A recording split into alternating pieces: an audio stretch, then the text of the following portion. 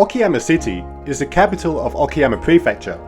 With a population of 700,000, it is the second largest city in the Chugoku region after Hiroshima. Located at the easternmost point of the region, Okayama would have been the next stop last year if I had continued travelling west, as it borders Hyogo Prefecture. About a 20-minute walk from my hotel brought me to Okayama Castle, my first destination of the day. With its dark exterior, the castle is nicknamed Crow Castle, which is a contrast to Himeji. Matsumoto Castle also shares the same name. Originally built in 1597, the main tower was destroyed in 1945 and later reconstructed in 1966, primarily using concrete. The black exterior was designed to intimidate enemy troops during attacks. From here, I decided to explore inside the castle. Up until this point, the only other castle that I explored inside was Himeji Castle, and with that being one of the 12 original castles, this one offered a vastly different experience.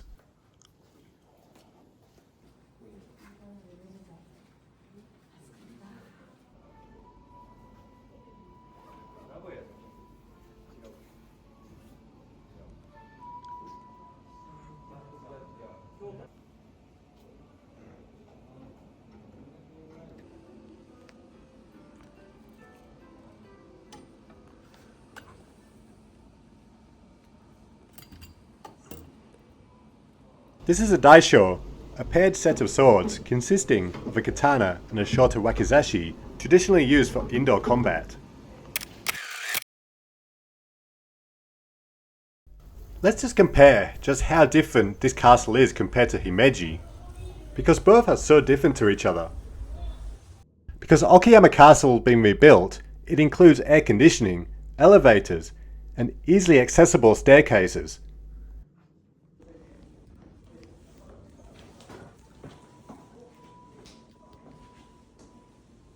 Several floors were dedicated to a museum showcasing artifacts from Japan's imperial period.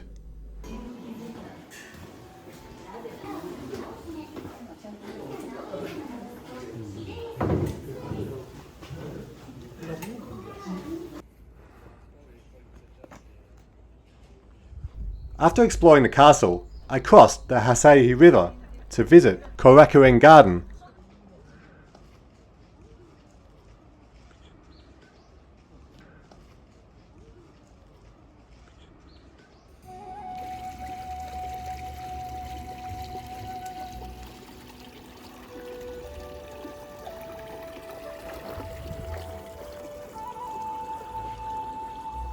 Japanese castles are often accompanied by large gardens featuring ponds, bridges, small hills, all reflecting the influence of Chinese landscape paintings. Okayama was no exception. This is considered one of the 3 great gardens in Japan, along with Kenrokuen in Ishikawa and Kairakuen in Ibaraki.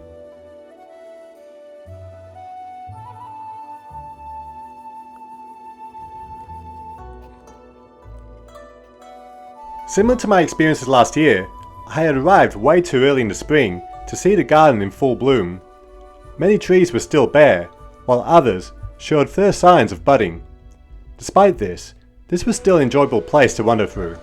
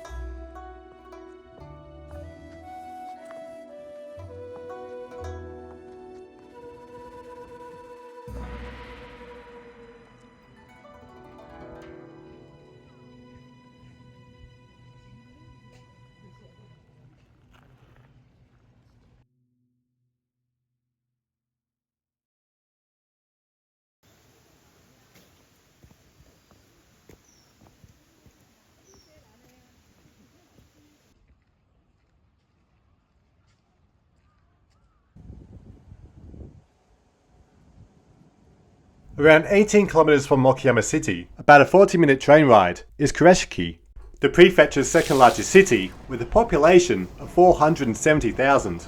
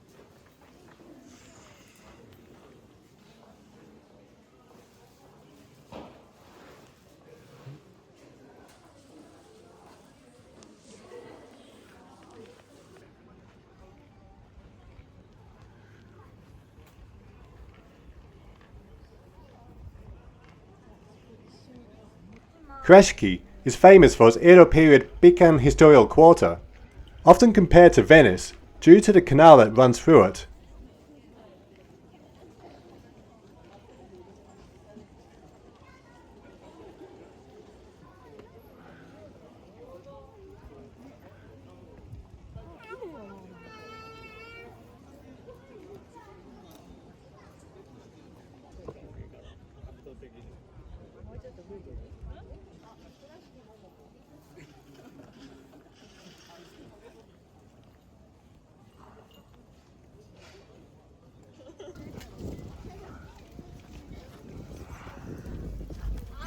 I tried curry pan, a deep fried bread filled with Japanese curry. It was delicious. I also had chimney cake with matcha ice cream. That was equally great. Kurashiki is also known as Japan's denim capital, where some of the country's finest denim is produced. Until I arrived at the entrance, I had completely forgot about Kurashiki's denim fame. The street itself was a small alley lined with denim-themed shops and food stalls, selling items dyed in deep indigo buns, soft-served ice cream, and even a denim dog, which I tried. This shop sold a variety of denim goods, including caps, umbrellas, wallets, neckties, and even belts.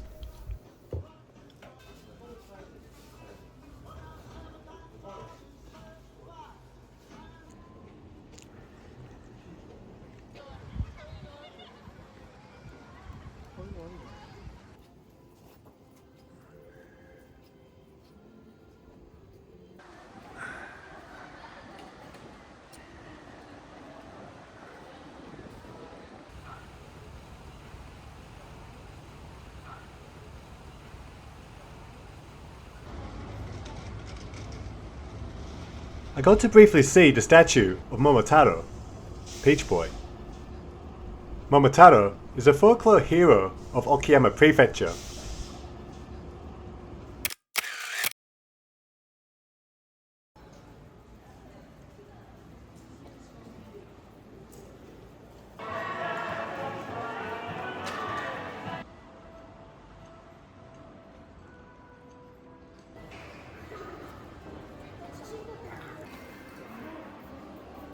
At the end of the day, I revisited Okayama Castle. Last year, I enjoyed seeing Osaka Castle illuminated after dark.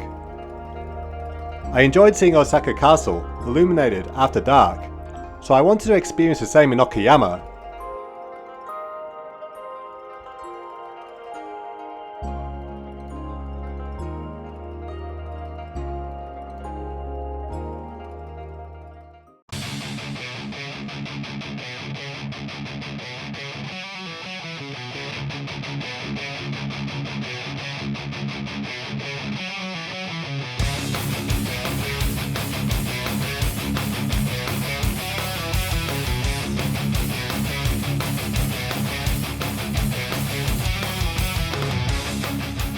Today, I drove from Okayama City to Tottori, the capital of Tottori Prefecture.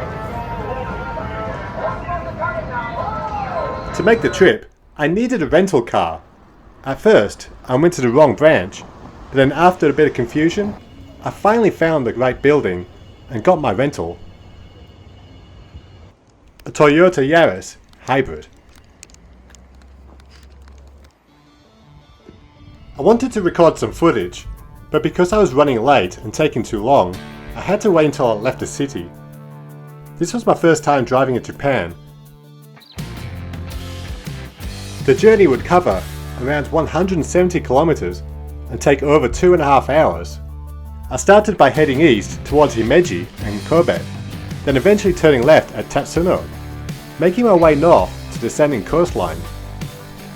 I wanted to film a first-person view using my Insta360 Go 3S.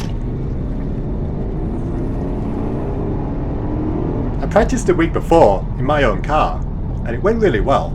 However, with the Yaris, with it being much smaller, I had to really sink deep into the seat so I could get the right angle.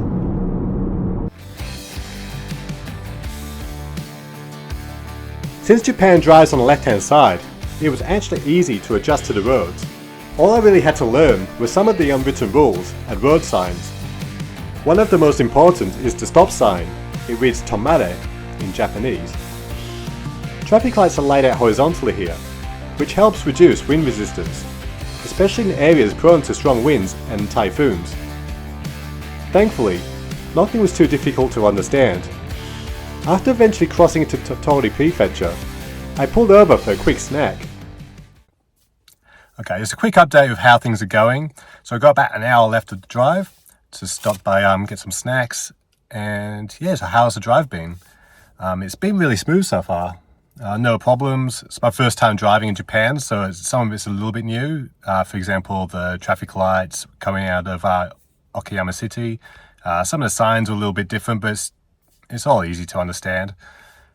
And yeah, the car, the Toyota Yaris, so it's been pretty good. It's not my car in terms of power and comfort and all stuff, but for a little run around rent a car, driving in Japan, it's pretty good.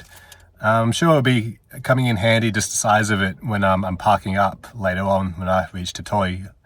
I don't know what's going to happen there. I'm going to have to find a place to park up because the hotel apparently doesn't have one, a car park. But yeah, it's all been good so far. Yeah, not much else to really say. The whole drive's been really fun. Been enjoying it. So I'm glad I've done this experience. I was a little bit nervous at first because I didn't want any awkwardness, doing something wrong, or I knew nothing bad would really happen, but still, I guess the hardest part would be knowing what to do as far as parking this car up.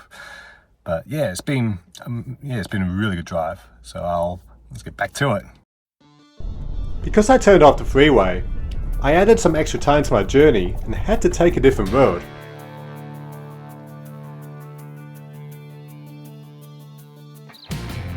Eventually, I had arrived in Tottori City. Tottori Prefecture has the smallest population of all 47 prefectures in Japan, with around 530 people in total, and just 183,000 living in the city.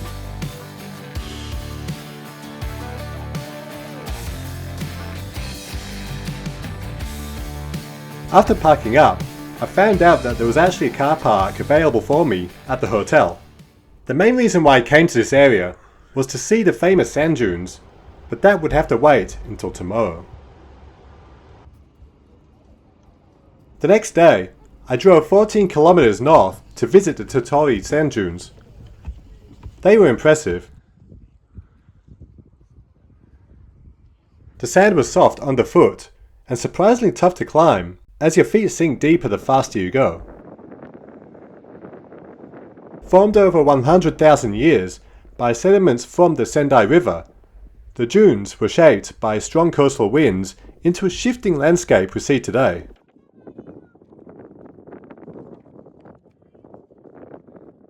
There are plenty of activities available, from fat biking and paragliding to Segway tours, and even camel rides near the entrance. I chose to try sandboarding, like snowboarding, but with a steep 300-degree slope of sand.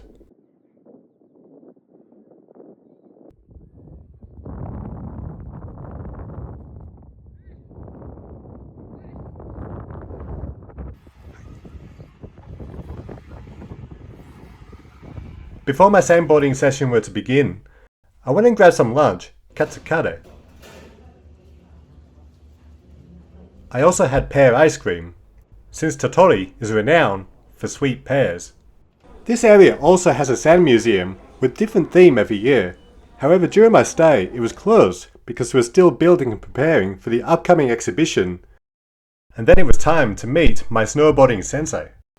After I told him that I had no experience sandboarding or snowboarding, he laughed, probably realizing that he was about to send a brave muppet down the dunes. To put it nicely, I wasn't good.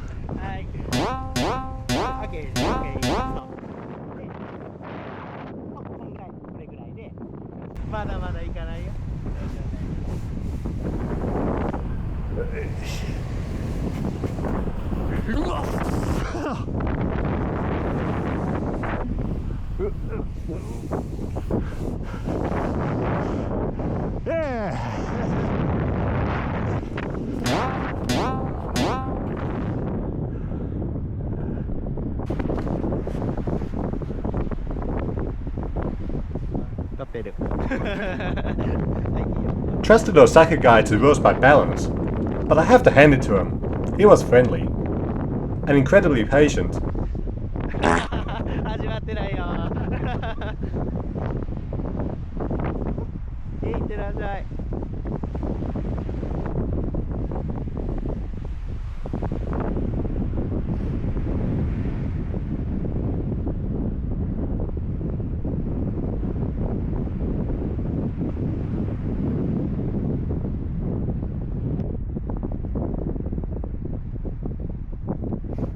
You'd probably think that after 8 years of MMA training, I'd have decent balance, but apparently the sand had other plans.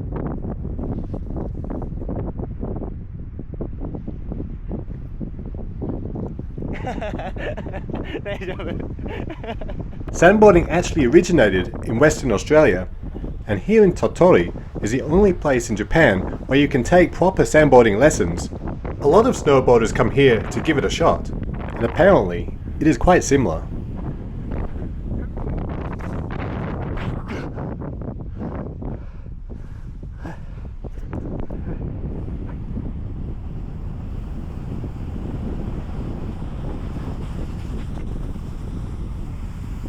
After eventually getting the hang of sitting, I decided to slide down a much faster and steeper slope. If only I had learned how to stop.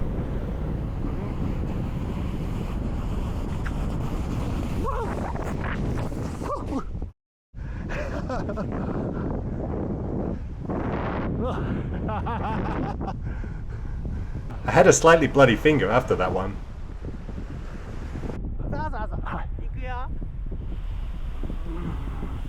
Bye bye. Bye bye. Oh.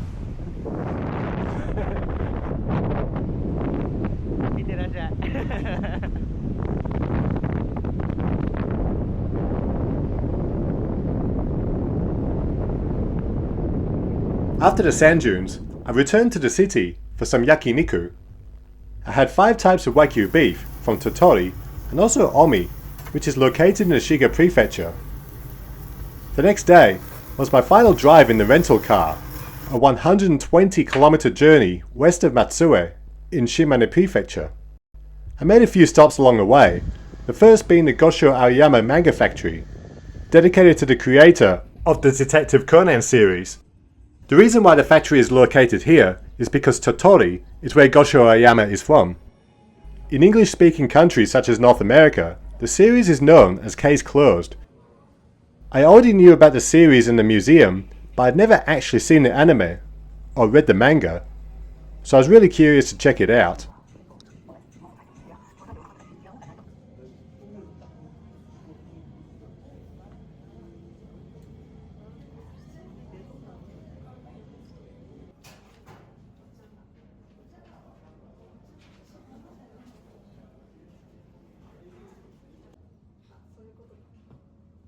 Up to this point, more than 100 volumes of the manga has been released.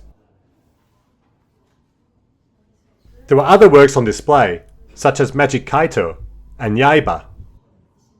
After the tour, I bought the second volume of the Detective Conan manga. The first volume wasn't available. And then it was off to my next stop. After crossing the Heshima-Hohashi Bridge into Daikon-shima, an island in the middle of Lake Nakaumi, I stopped to check out Yushien Garden. This private garden has been around since 1975. Featuring the usual traditional elements such as ponds, waterfalls, bridges and streams, this garden is most celebrated for its peony flowers, or botan in Japanese. This garden is home to around 250 different varieties. Let's explore and see what we can find.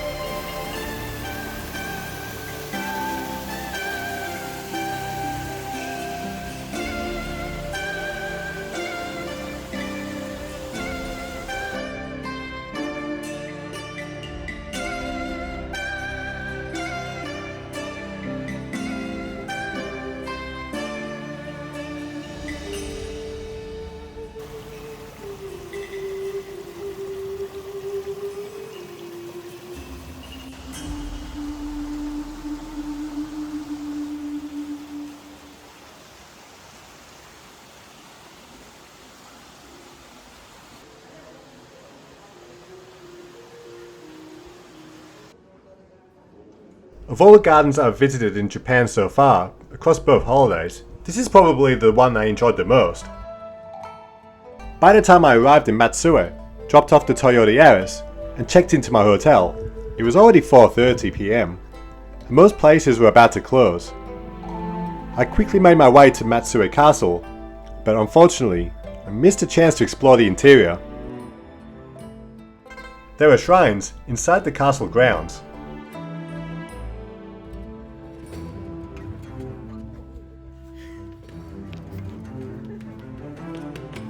Built in 1611, Matsue Castle is one of Japan's 12 remaining original castles. Surrounding it is a moat, where you can ride a small boat and enjoy a unique view of the castle from the water. This castle seemed less polished or maintained compared to the others I've visited, even when compared to other original castles, but perhaps that's part of its charm. It looks more authentic and aged, which adds to the 400-year history it carries. I then decided to check out the other shrines in the area.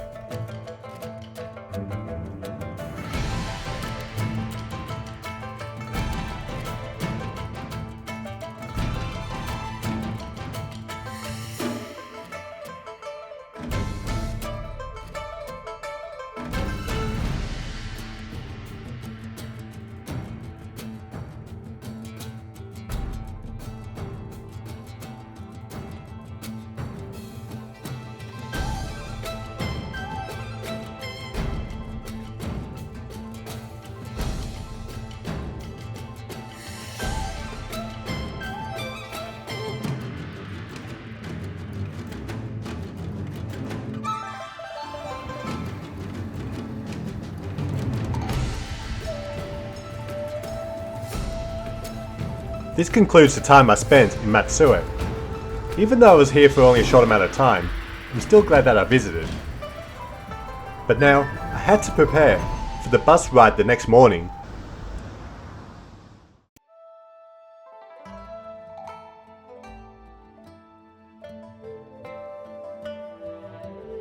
Iwakuni, meaning rock country, is the 5th most populated city in the Yamaguchi prefecture.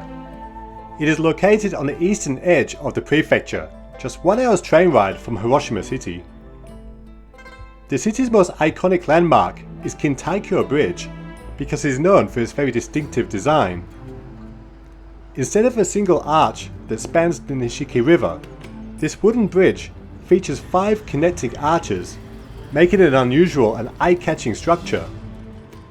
This is the main reason why I decided to visit this location. Before Kintaikyo Bridge was completed in 1673, earlier bridges were regularly destroyed by the river's powerful currents. To solve this, Kagawa Hiroyoshi, the 3rd feudal lord of Iwakuni, commissioned a stronger structure, 5 wooden arches built on massive stone pillars. That version of the bridge stood for nearly 300 years until it was destroyed by a typhoon in 1950. It was rebuilt just 3 years later in 1953 and remains an important symbol of the city. Today, the bridge connects Iwakuni Station with Kikko Park, which is where I will be exploring today.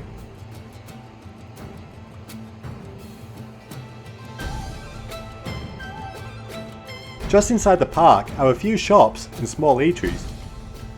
I found one ice cream shop offering dozens of unique flavours, including wasabi. I'd heard about it before, but I wasn't sure what to expect. So after trying blue lychee ice cream, curiosity got the better of me. I went back for the wasabi flavour, expecting it to taste awful, but to my surprise, it tasted exactly like wasabi. It even delivered that signature spicy burn. The more I ate, the stronger the sensation. On closer inspection, I noticed the tiny green specks stirred into the ice cream. Kikko Park itself was once the residence of the Yoshikawa family, the ruling daimyo during the Edo period. As you enter, you are greeted by the statue of Kagawa Hiroyoshi. I then continued the journey through the area he built. At the other side of the garden, there is a ropeway that ascends 200 meters up Mount Shimanami to visit Iwakuni Castle, the highest elevation castle I have visited on either of my trips in Japan.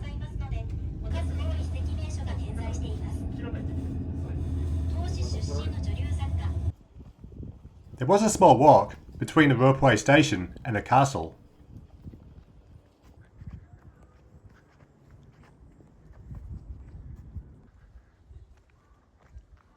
The Iwakuni Castle we see today is a replica. Built in 1962, the original was built in 1608 and only dismantled 7 years later.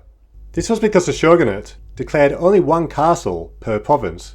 Only Hagi Castle remained, but even that is in ruins today. I checked out the interior of the castle, and just like all the others I've visited, this is a museum. While there are many castle ruins in the Yamaguchi prefecture, Iwakuni is the only main keep that remains in the prefecture today.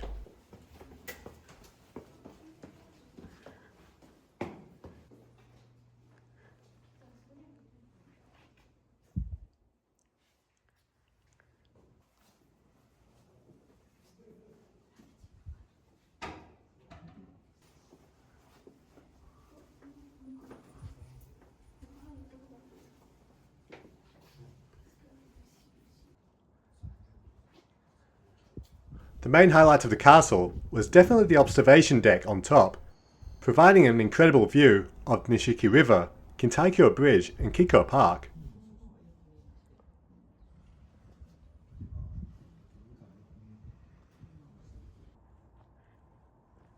After exploring the castle, it was time to head back. I took the ropeway back down and made my way to the nearby Shirohebi Museum. Shirohebi means white snake, and these rare, non-venomous snakes are found only in Iwakuni. They are considered to be a symbol of good fortune. They have been designated as a national treasure.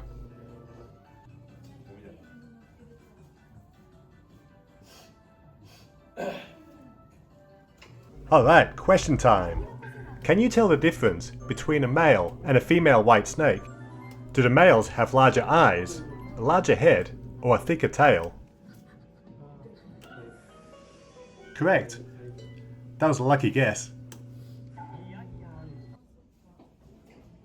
While the museum was small, it did offer a different experience in the park. And now, it was time to head back to the hotel. I enjoyed my time here. I wish I was here during the night, when I could see the bridge illuminated.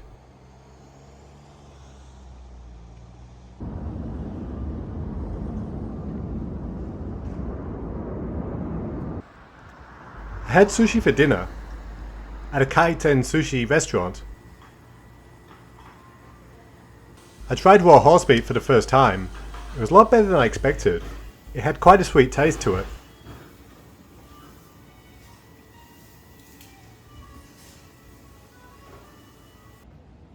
This wraps up my time in Iwakuni, and now it is time to prepare for the next journey.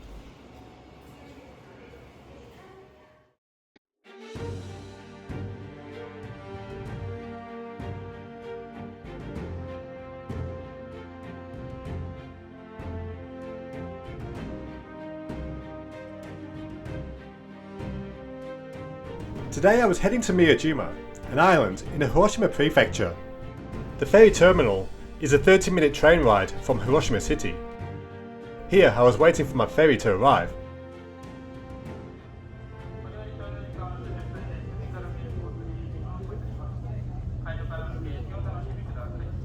Officially named Itsukushima, the island is commonly referred to as Miyajima, which translates to Shrine Island, due to its close association with the famous Itsukushima Shrine.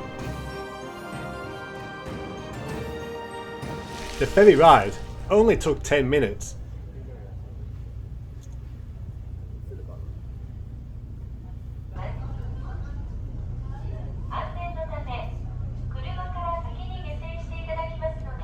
Although the island holds deep significance with the Shinto tradition and is considered a sacred site, Miyajima is also a major tourist destination. While many people visit Miyajima during the day, it is recommended to stay overnight at one of the ryokans to experience the Otori Gate at different times of the day. In this video, I will show 3 ways you can see it. This is one of the 3 main views of Japan. One of the unique features of Miyajima is the presence of deer that freely roam around the island. Unlike the deer in Nara Park, these are not fed by visitors, as they are a smaller and more aggressive species. This area was filled with tourists, shops and eateries. Several stores had machines producing manju in a production line style.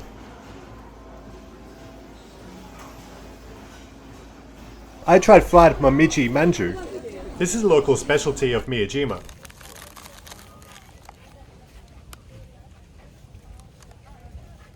And it was so delicious, I nearly bought another. Next, I visited the giant wooden rice scoop. Known as the giant shamoji, it is said to be the largest wooden rice scoop in the world. It weighs 2.5 tons and was carved from a 270-year-old Zelkova tree. Just behind it, inside the building, you can go up a level and get a great view of the area.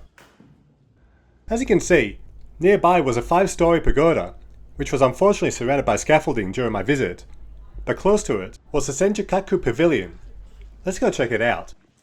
Senjukaku Pavilion was constructed in 1587, and although it was never completed due to the death of the daimyo Toyotomi Hideyoshi, and today this structure serves as a shrine dedicated to him.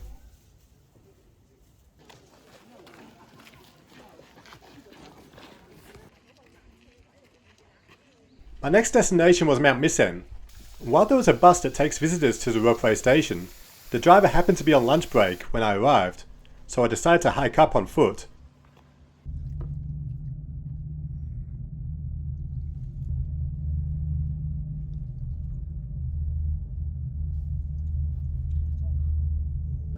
There are 2 ropeways that take you to the observatory.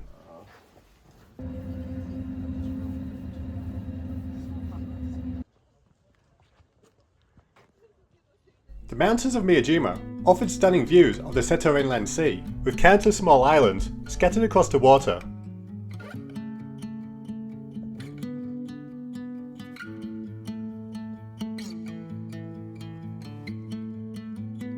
Straight ahead is Mount Misen, which is where I would be hiking to next.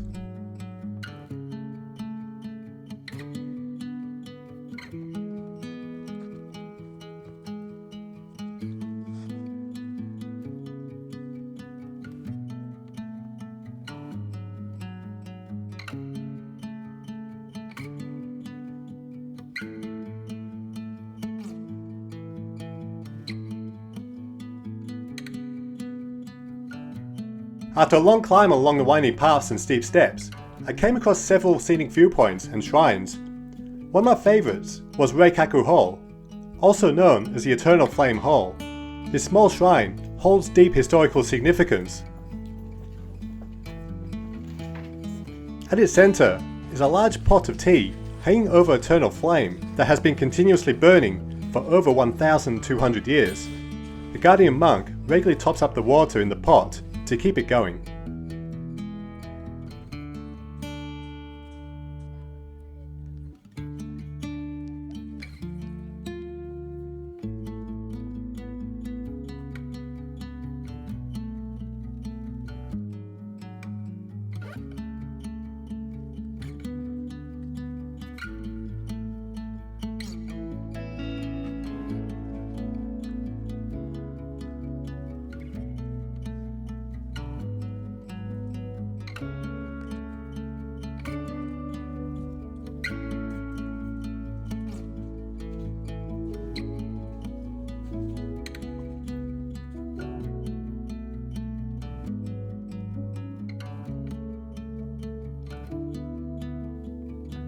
I have finally made it to the top of Mount Misen.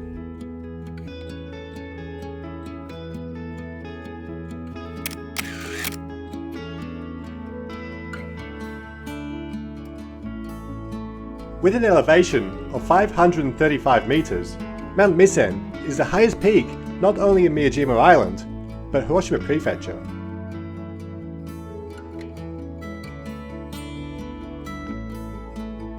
Now it was time to make my way back down.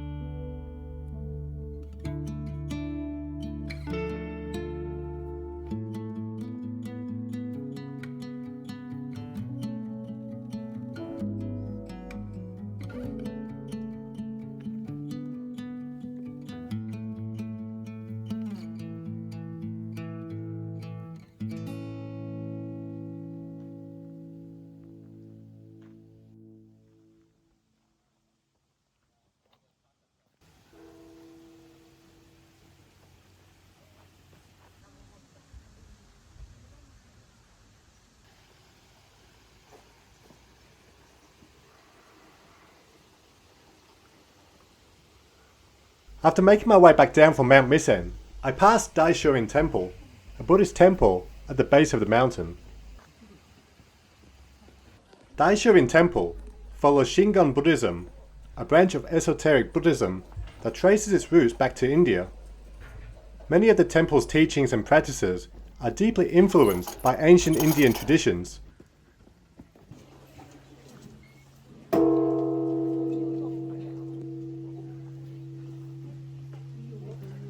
These small statues are called rakan. Each one has a unique facial expression. Some wear knitted hats and scarves left by visitors. Even Anpanman was there. This is such a unique Japanese temple, as it includes influences from other parts of the Buddhist world, including Indian, Tibetan, and Chinese elements.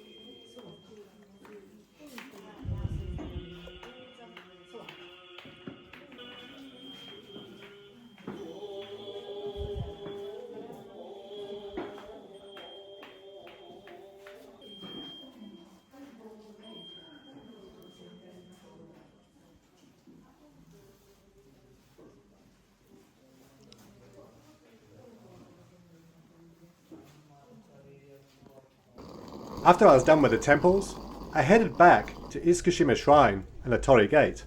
Now, I was able to see it at low tide. On the way to the Torii Gate, I decided to walk through Isukushima Shrine.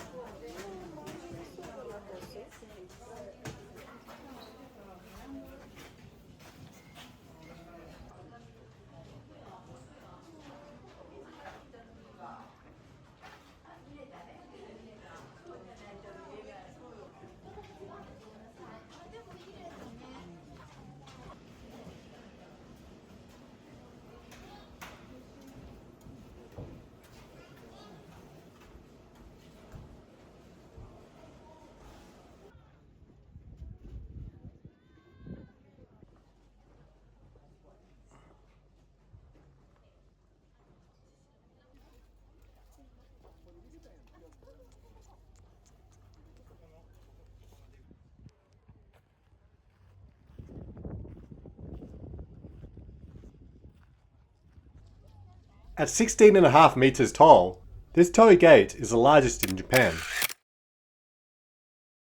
Although there was a Torii Gate in this location that dates back to 1168, this current version has stood since 1875. It is made of camphor wood, known for its durability and resistance to rot, insects, and warping, making it possible for this 60-ton structure to stand over water for 150 years without being anchored into the seabed. It simply just rests on the sand.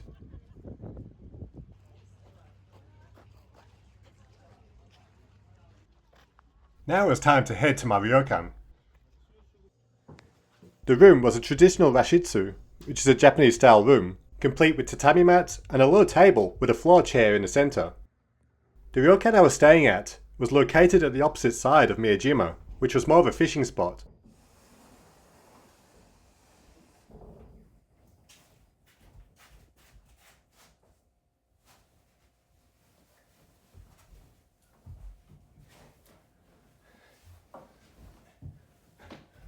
If you think this looks awkward, you should have seen me standing there, watching the hotel staff setting up my private dinner. I had no idea what I was supposed to do. Let's see if I can name everything. There was oyster grilled on the ceramic plate. A bowl of steamed rice. Steamed egg custard with conger eel, ginkgo nut. Come on. Clear soup with cherry blossom leaves and minced fish bowl. sea bream, greater amberjack, and shrimp. I'll delete this later so no one knows I'm cheating. There's our tempura. And that. I'm not one to eat oysters, however this was pretty good. And for dessert, I had ingredients might change occasionally. After dinner, I returned once more to the Otori Gate.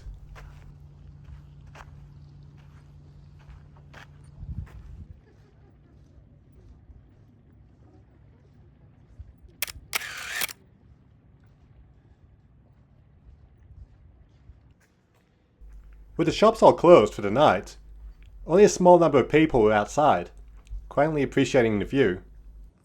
It was worth the return visit, even if it was all there was to do for the hour.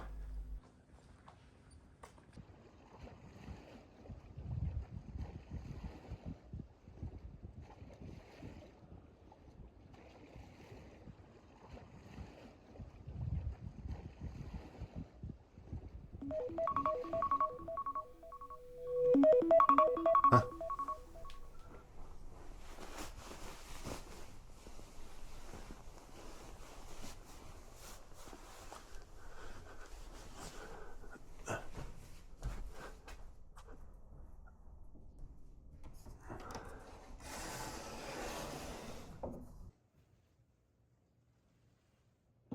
Early in the morning, I had to get ready for my journey to the next destination. I really enjoyed my time in Miyajima. I'm glad I came. I highly recommend it to anybody.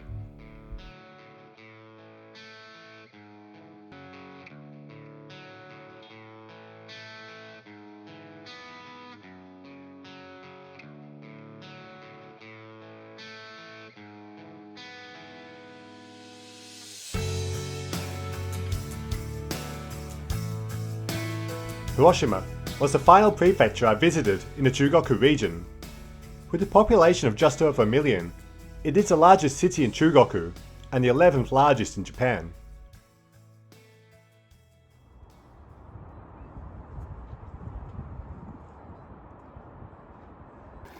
I began my time here at Shikoky Garden, a traditional landscape garden that dates back to 1620.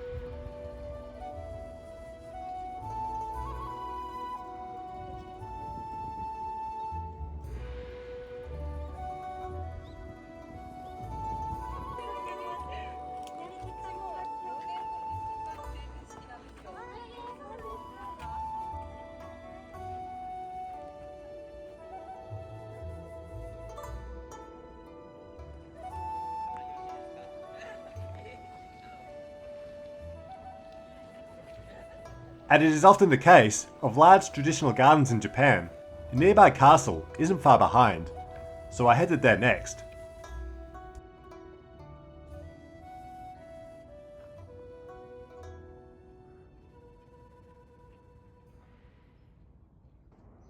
Hiroshima Castle, also known as Carp Castle, was originally built in the 1590s. The original structure was destroyed during the atomic bombing in 1945, and what stands today is a faithful reconstruction that was completed in 1958. I decided to check out the interior, which, like many other recently rebuilt castles, was a museum inside.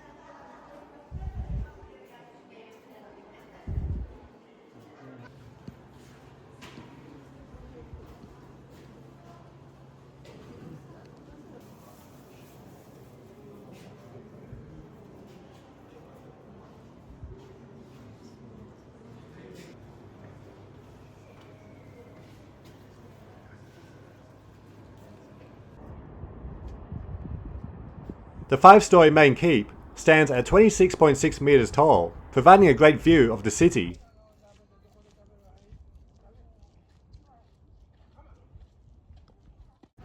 And now it was time for lunch. One of Hiroshima's most iconic dishes is okonomiyaki, a savory pancake made from batter, shredded cabbage, and various other toppings. The name literally means as you like it, reflecting on its customizability. While okonomiyaki is also popular in Osaka, the Hiroshima style is slightly different. Osaka style mixes all ingredients together before cooking, but Hiroshima style layers them and also typically includes noodles as a key ingredient. While you can sit at tables, it was great sitting at a bar, watching your meal get cooked right in front of you.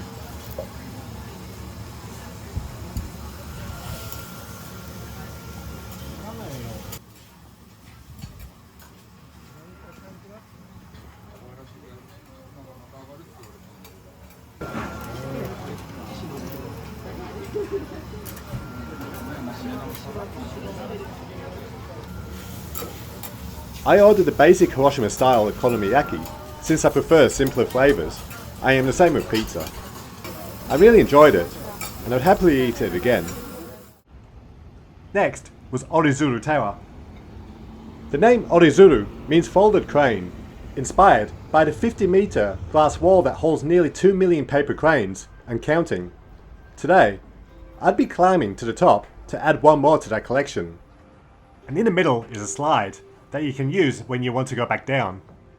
The folded paper crane has become a powerful symbol of peace and hope.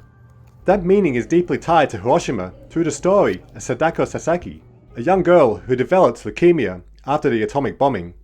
She tried to fold 1,000 cranes, wishing to recover, and her story has continued to inspire millions today.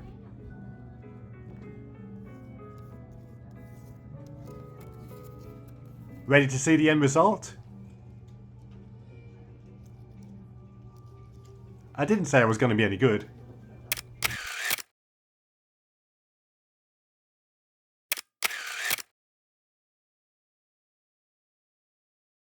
Now it's time to drop my paper crane down the wall, adding to the 1.9 million.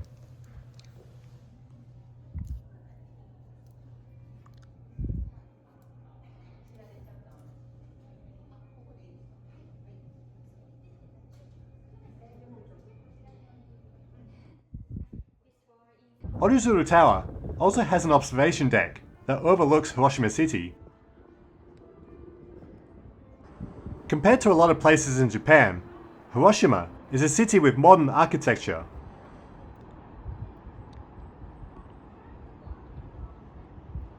There is one view in particular that pulls your attention. No building in the city provides a real reminder of the events of what happened 80 years ago.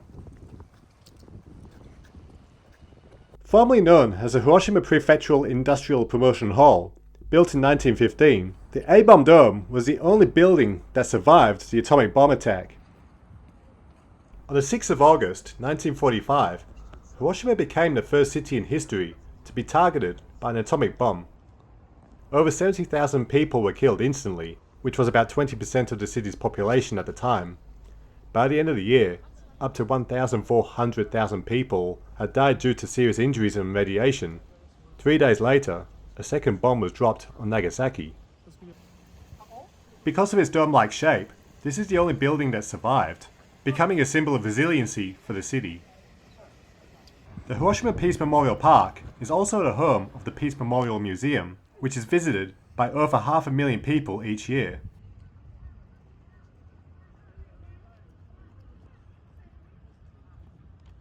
The memorial cenotaph was built exactly 7 years after the bombing in 1952, and next to it burns a peace flame lit in 1964, and the flame will remain lit until all nuclear weapons are eliminated from the world.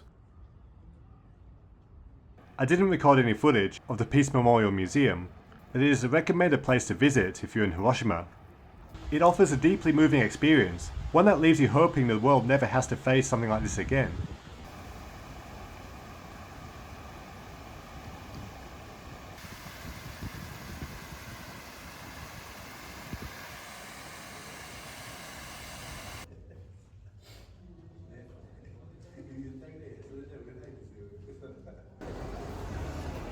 Then after that, look for a place to have dinner.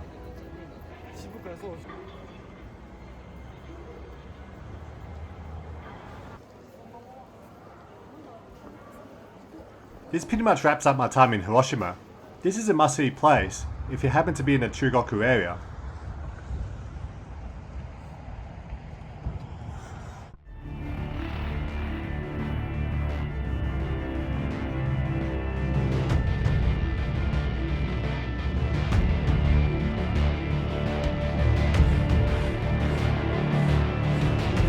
Today marked the beginning of my bike ride across Japan's Seto Inland Sea along the famous Shimanami Kaido.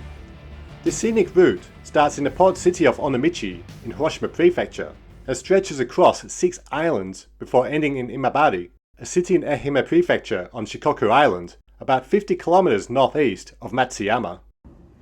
I picked up my bike from the rental shop near the ferry terminal, and after a short ferry ride, the journey officially began on the first island, Miyajima.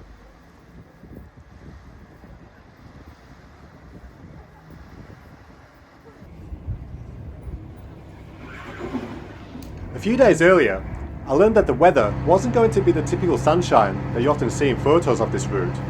Instead, it was expected to rain at the start, only to clear up by the time I finished the following day.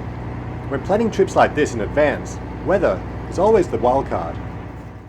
Day 1 covered the Hiroshima side of the journey, 4 islands and around 34 kilometers of riding. This is the first time I had ridden a bike in about 13 years.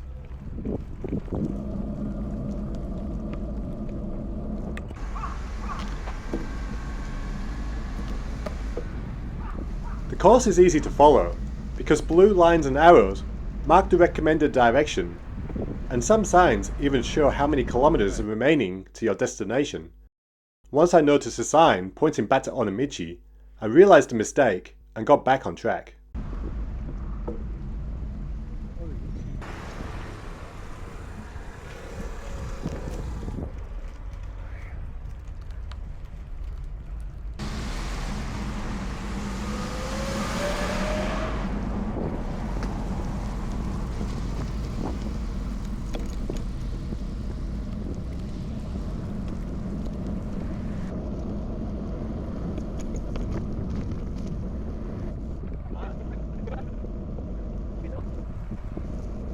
Each island is connected by long suspension bridges.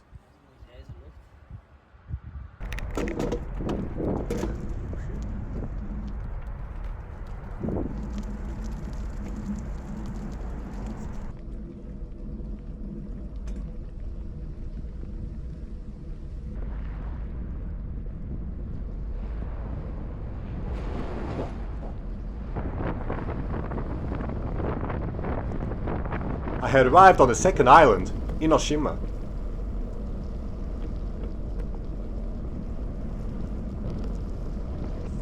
On this island, I accidentally missed my turn onto the suspension bridge and added an extra hour to my journey.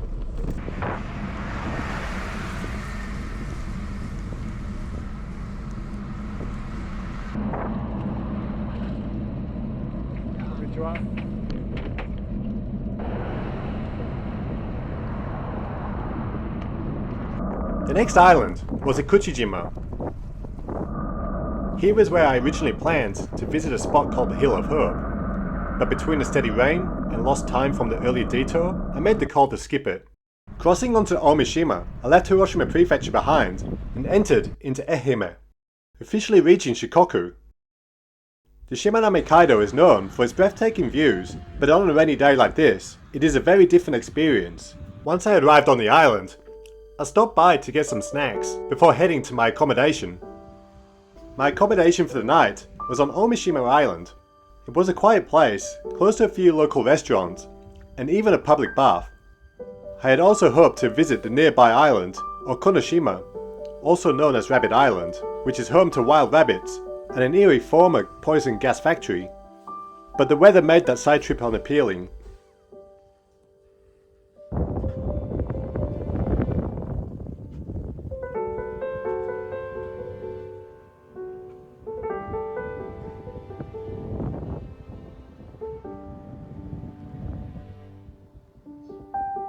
After visiting the nearby public bath, I headed across the road to get some dinner. I had tempura. It was really good. There really wasn't anything else to do on this island, so I had an early night.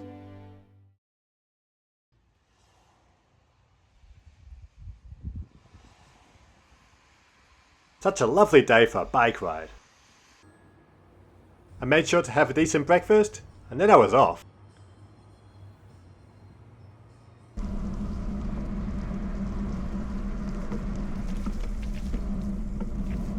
Day 2 of the Shimanami Kaido ride was shorter in distance, but tougher overall. The final island, Oshima, had far more hills than the previous ones.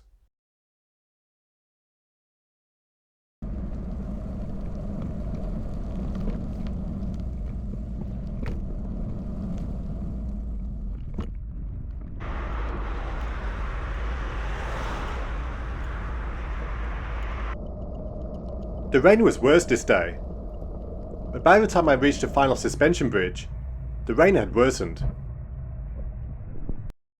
It was so intense that even my Insta360 Go 3S camera, a camera designed for underwater use, stopped recording video. From that point on, I was left with only audio. This single photo became the only proof that I had of reaching the final destination, a pretty anticlimactic ending. So how was my overall experience of this bike ride? I was cold, I was soaked, my bike refused to change down gears, which meant I had to get off every time to adjust the chain by hand. And by the time I arrived in Imabari, I looked like a 90-year-old man who had gone to war with nature. I even needed kind assistance from the staff worker, because my hands were so frozen I couldn't even grab the zipper of my bag. I missed out on several sites I hoped to visit, but there were some upsides. The accommodation was great, the staff were warm and friendly, and while I did ride alone, I did have a few nice conversations with locals, including an older man who was shocked to hear that it was 30 degrees in Melbourne.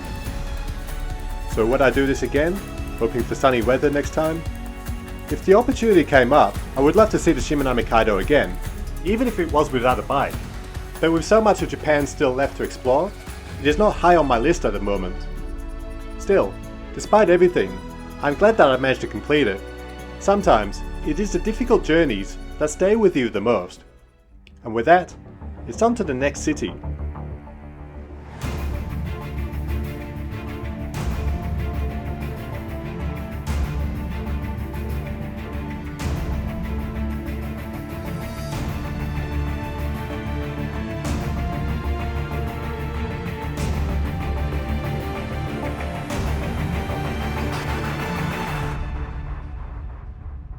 Welcome to sunny Matsuyama, with a 100% chance of being drenched.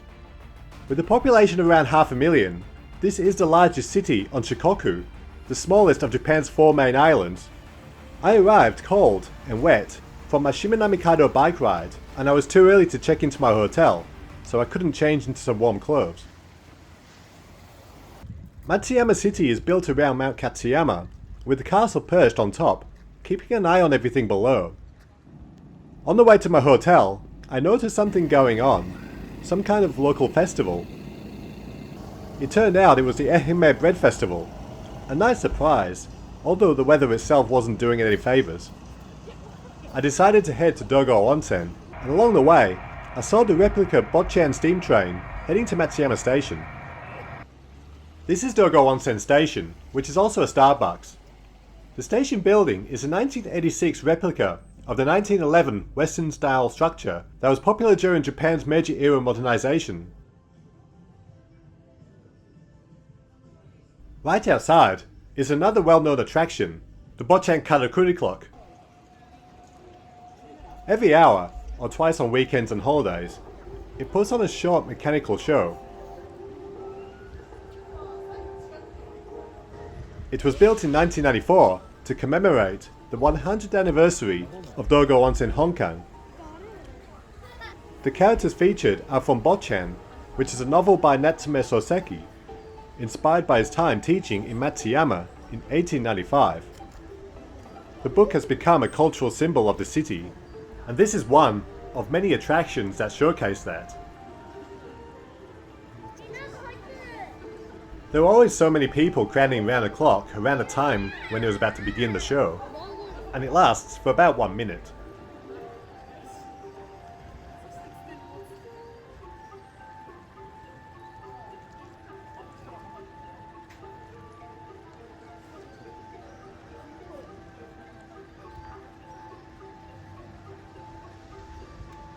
After the clock, I walked through the Dogo shopping arcade to see what the shops had to offer.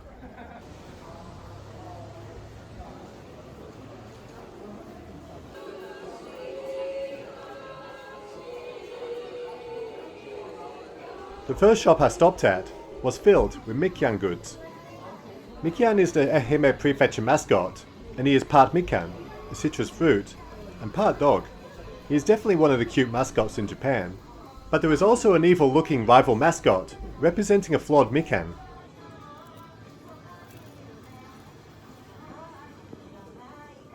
Mikan is a cross between a mandarin and a tangerine.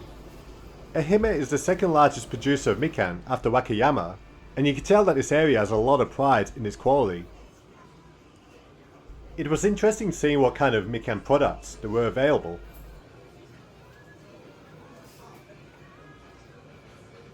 This whole Dogo area is clearly the most popular touristy area in Matsuyama.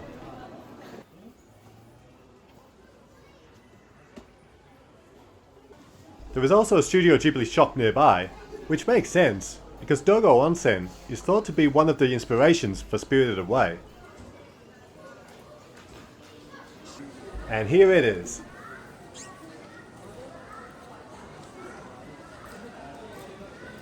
While the bathhouse building was completed in 1894, the hot spring itself is said to be over 3,000 years old, making it one of the oldest in Japan. Probably is the oldest. The wooden architecture and maze-like structure of the building inspired elements of Yubaba's bathhouse in the film Spirited Away. It was now time to check it out for myself. I booked a combination package with access to both the Kaminoyu and Tamanoyu baths, which also included tea and biscuits.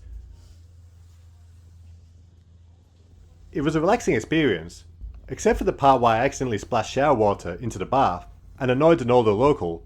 Sorry. Still, I left feeling fresh, even though I was still wearing my damp old clothes. Re-energized, I decided to try all the Mikan products. I had Mikan ice cream. You can even drink Mikan juice from a tap. This is a bathhouse that opened more recently, but I didn't check it out. You can ride this replica of a Bochan Resha, a diesel-powered replica of the original Iyo Railway steam locomotive that inspired the Bochan novel. Unfortunately for me, I didn't get the chance to ride it during my stay here. This is a shop where you can sample 27 types of Mikan, each with its own level of sweetness and bitterness.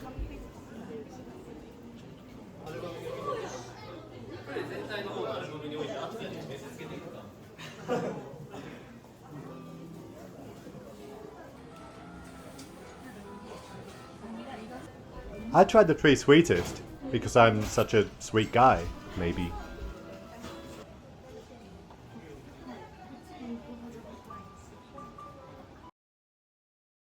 There was even a place where you can drink Mikan beer. I'm not one to drink beer, but this was an opportunity I didn't want to miss. This one was my favourite, the sweetest one. Next it was time for dinner. Actually, I had Mikan custard pie first, but it was really nice. Now it was time for dinner. I had shabu shabu, and it was my first time having it. Shabu shabu is a Japanese hot pot dish, and the name refers to the sound of the meat being swished in the broth. After dinner, I got to experience Dogo Onsen all over again, but this time at night.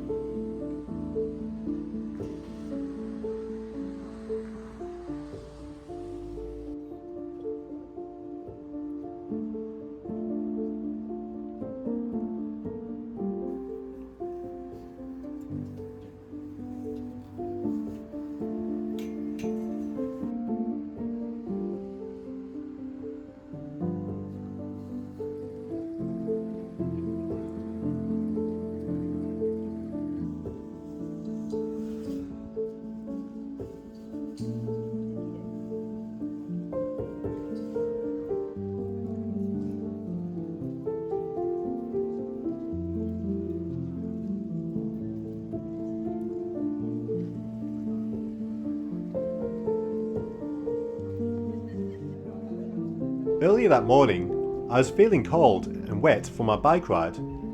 However, once I arrived in the Dogo area, my day completely changed. Maybe it was partially to do with all the mikan I had to eat and drink, but I had a blast exploring the area. Even though it has a lot of historical importance, the fact that it has been made into a fun experience with so much to enjoy in just one section. It is a celebration of culture and history, and since it all looks stunning at night, it was almost like I was able to experience it all over again. The next morning, I set off to visit Matsuyama Castle.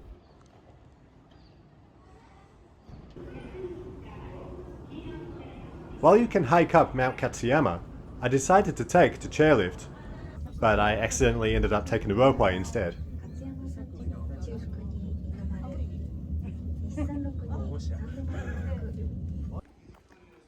Back in feudal times, castles built on mountains were ideal for defense. The steep incline made it difficult for the attackers and gave defenders the upper hand.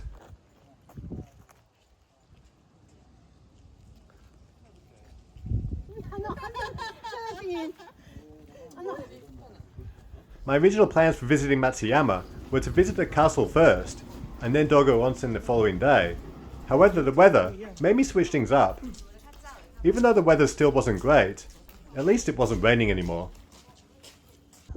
The views from the top were amazing. A full 360-degree panorama of the city, surrounding mountains, and the Seto Inland Sea.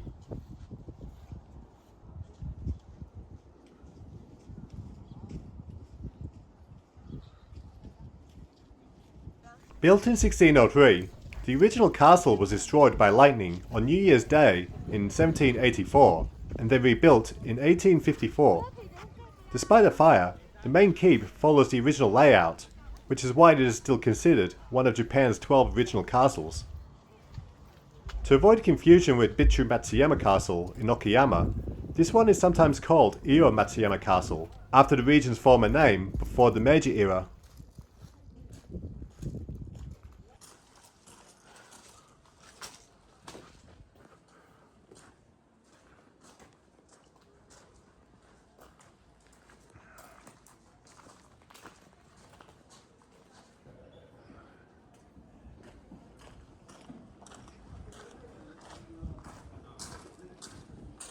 I had purchased a ticket so I could check out the interior of the castle.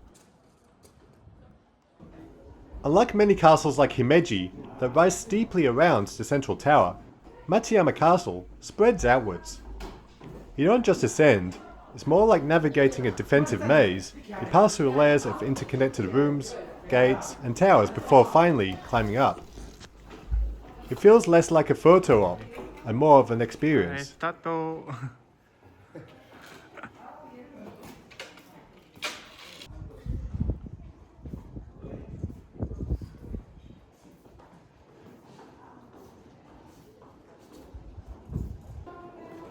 This traditional Japanese style of wooden joinery, where no nails and screws are used, is called sashimono.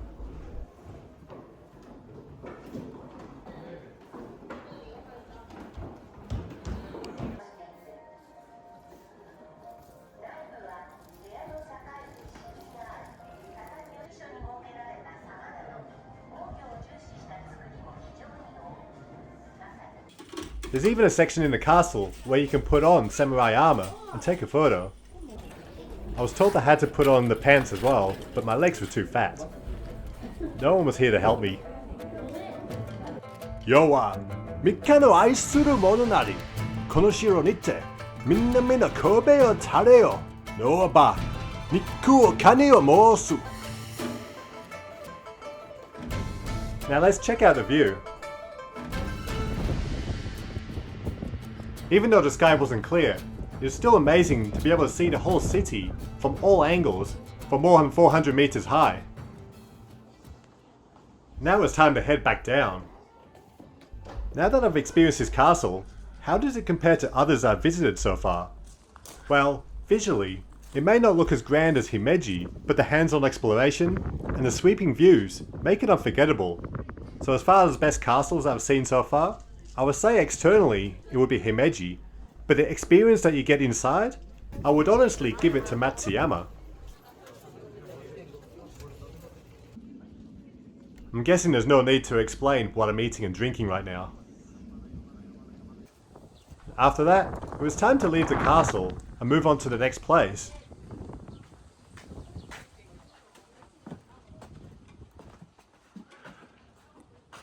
And since I didn't take the chairlift going up, I was going to make sure I was going to use them heading back down.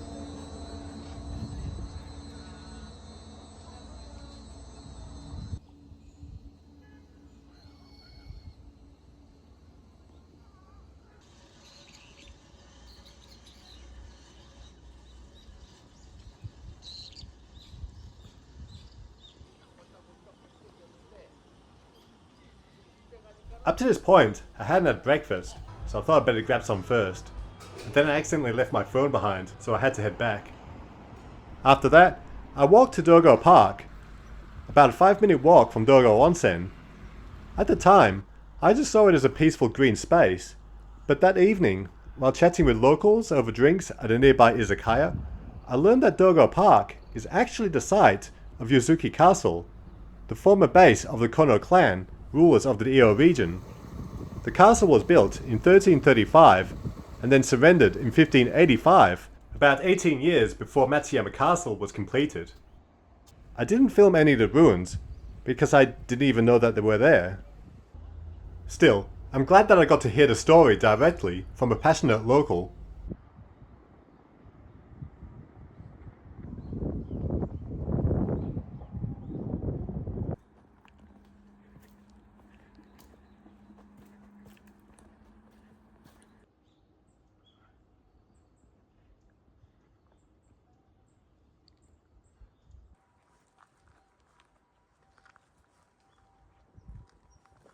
Now it was time to check out the next spot, Isaniwa Shrine, which requires a steep stone staircase to reach.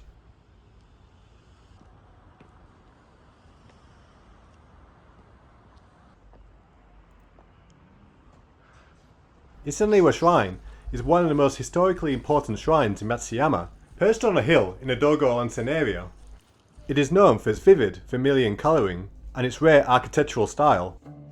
The current form was built in 1667 and the shrine honours Hachiman, the god of war and the divine protector of warriors.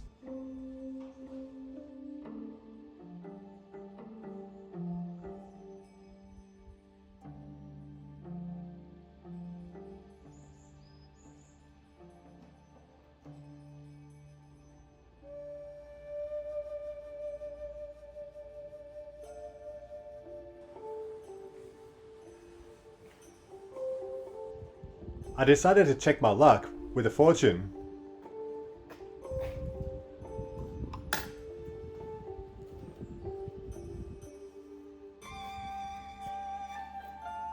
My result was quite good. Next I wanted to check out a lookout point, which required a long walk to get there.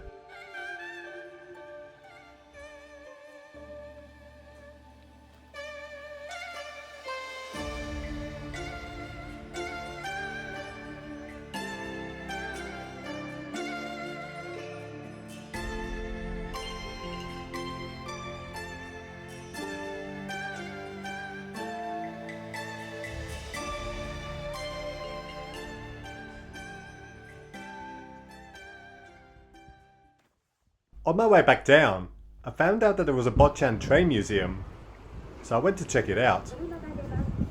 It is near a Starbucks. In fact, it is in the Starbucks cafe itself. This was a complete surprise to me.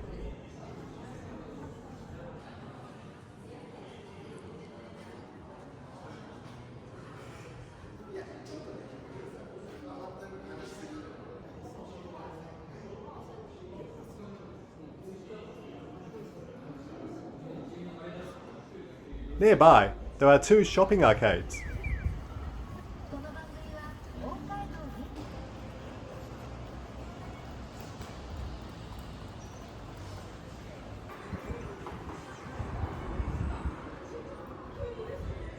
It was getting late in the evening, so it was pretty quiet, and some of the shops were already closed.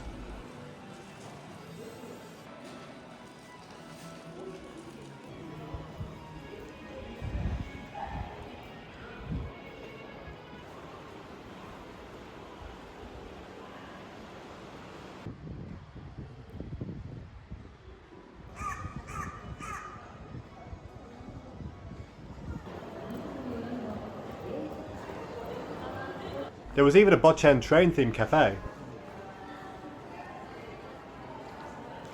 Even while walking through the modern shopping streets of Gintengai and Hokkaido, I noticed something really cool. The history of Matsuyama is everywhere. Whether it is the images of the castle, or Dogo Onsen, or even panels of historical facts, they found a way to blend in everyday life with a sense of pride of the city's past. It is like little reminders of culture and tradition woven into the shopping trip.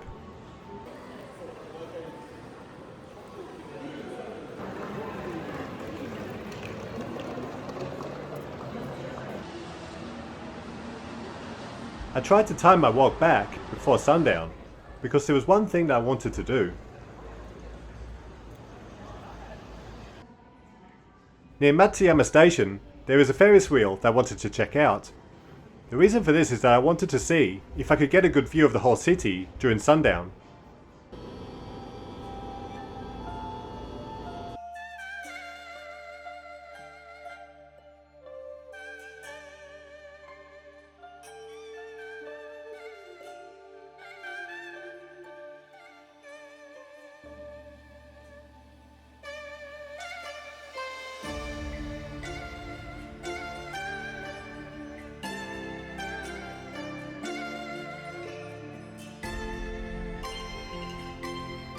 I was down to my final two things that I wanted to do before the end of the night. The first was to return to the castle now that it is illuminated at night. As you can see, the chairlifts and ropeway were closed, so I had to hike up the mountain. I like these kind of walks. While in Japan, I wanted to try get as many night shots of different castles as I could.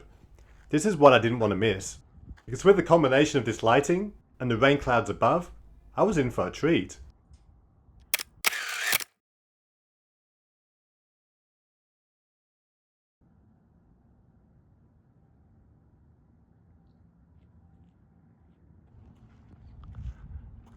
Looking back, Matsuyama really surprised me.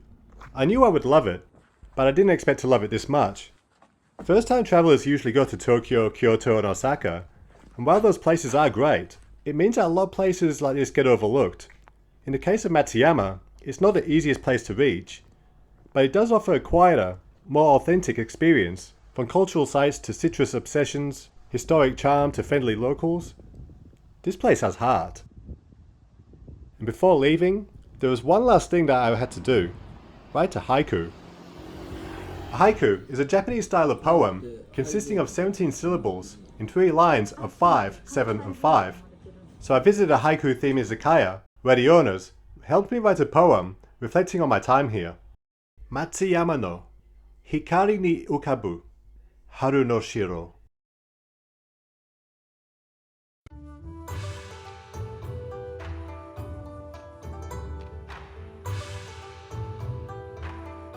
Kochi City is the capital of Kochi Prefecture, located on the southern coast of Shikoku. After checking into my hotel, I headed straight for Hirome Market, a lively indoor food court that is always bustling with locals and visitors.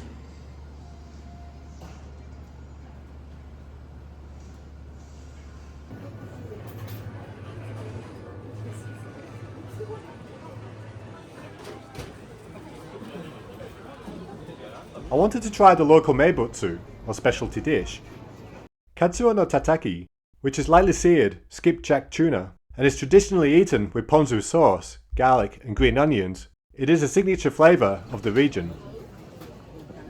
After lunch, I made my way to Kochi Castle, just a short walk from the market.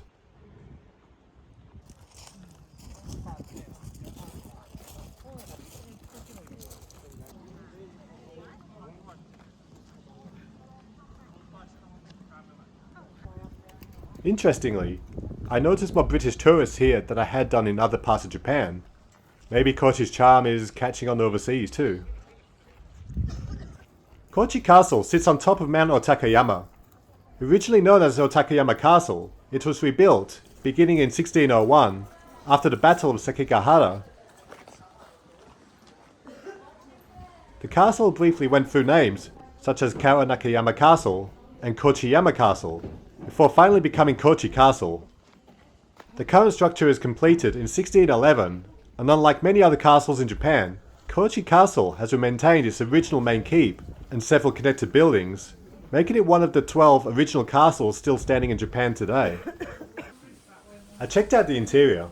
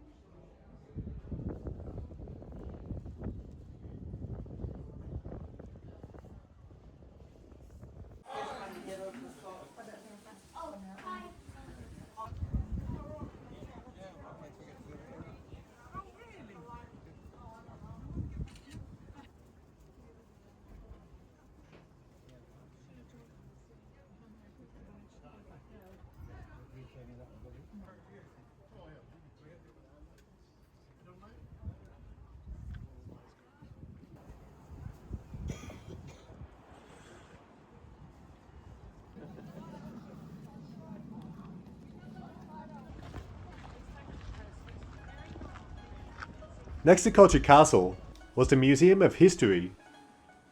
This museum showcased the history of Kochi Prefecture and the Tosa Domain, which was the name of the area before the Meiji period.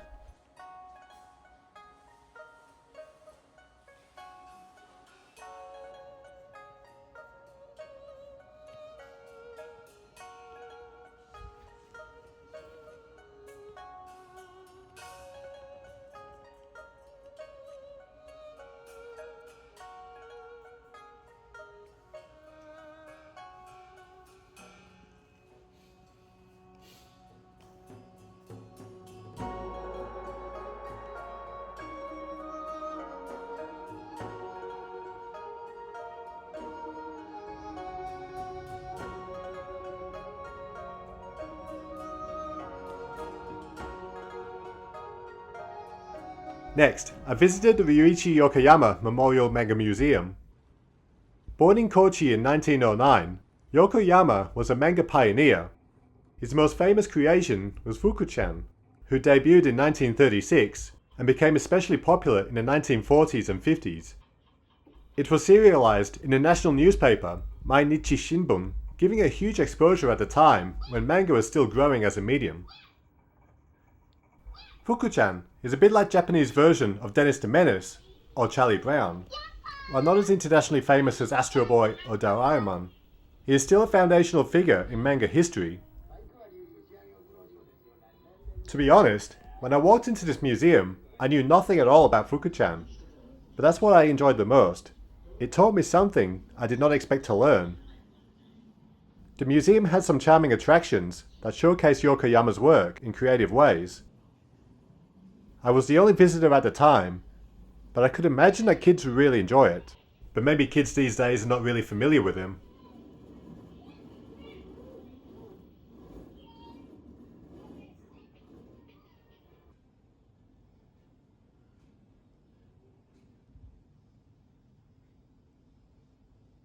Later that evening, I returned to Hirome Market to try another local meibutsu.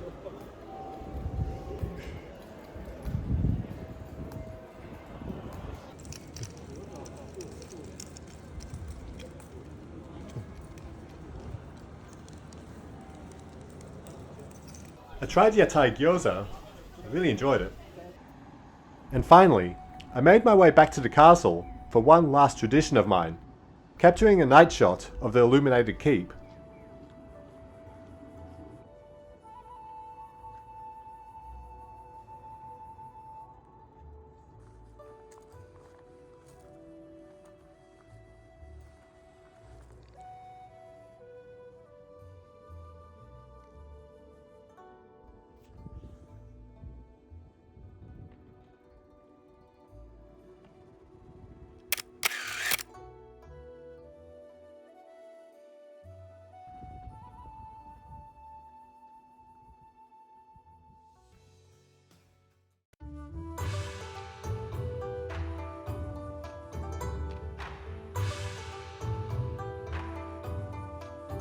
Today I headed to Takamatsu, the capital of Kagawa Prefecture.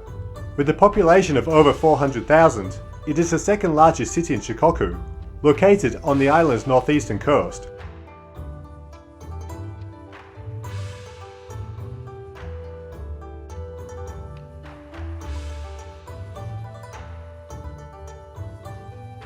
My first stop was Ritsuin Garden, one of the largest and most celebrated gardens in Japan.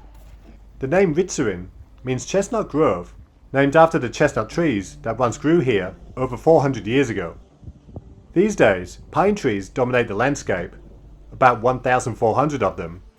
Fittingly, the word pine is Matsue, and the city name Takamatsu can be translated as high pine tree.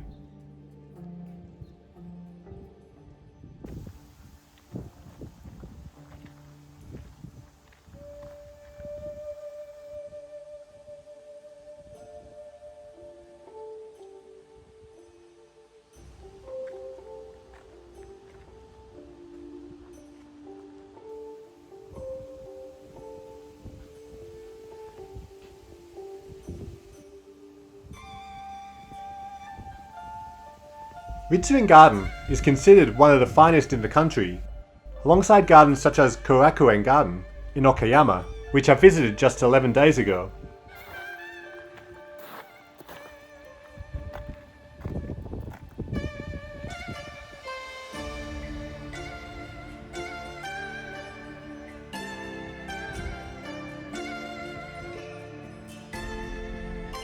This garden features 6 ponds, 13 landscape hills, and a scenic mountain, Mount Shion, as a backdrop. After that, I went for lunch. Kagawa Prefecture is famous for udon, and is sometimes jokingly called udon-ken. I tried it for the first time, but honestly, the fish-based broth wasn't really my taste.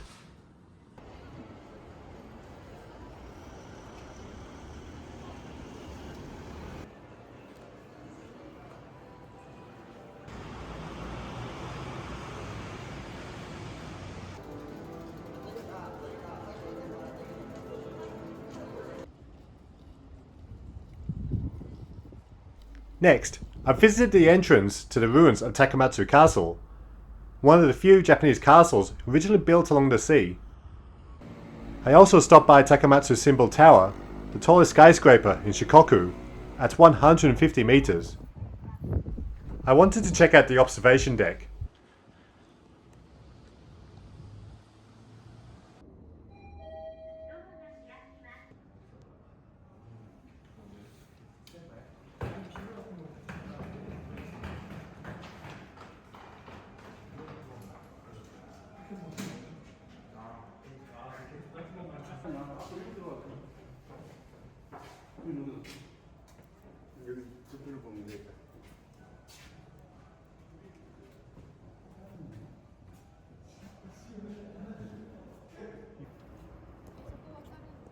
Kagawa is also the gateway to several fascinating islands in the Seto Inland Sea, like Shodoshima, Naoshima, and Teshima.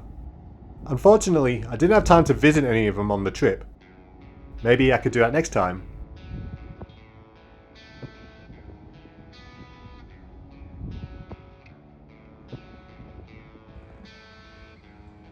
This concludes my 4 days in Shikoku. Unfortunately, I didn't give myself enough time to explore Tokushima Prefecture, and there was a lot that I wanted to see there. So maybe one day, I'll return to Shikoku and see what I missed. For now, it's time to head back east to the main island of Honshu.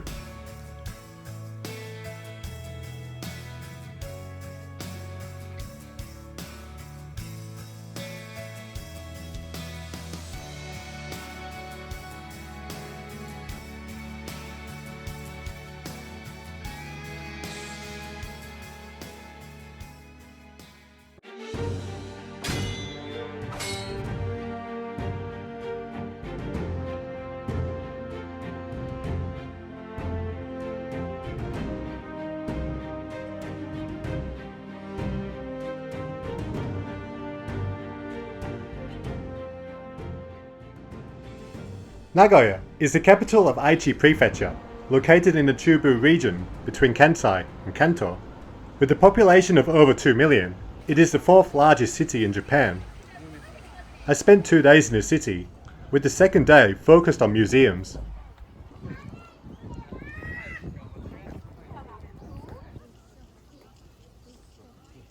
My first stop was Nagoya Castle.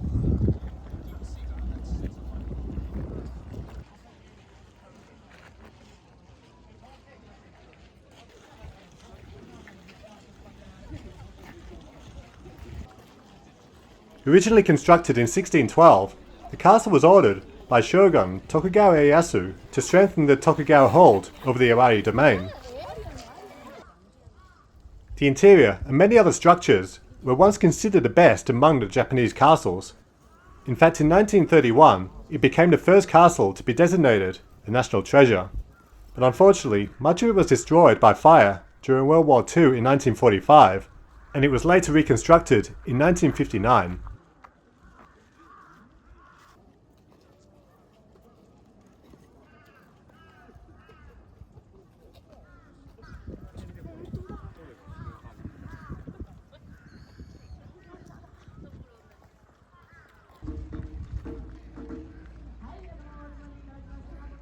While exploring the castle grounds, I noticed a group of people dressed as samurai.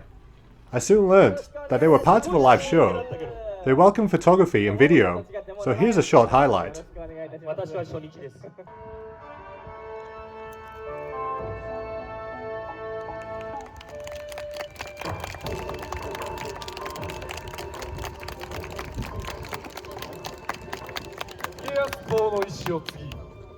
Nagoya no shiro ni hairi shochi wa.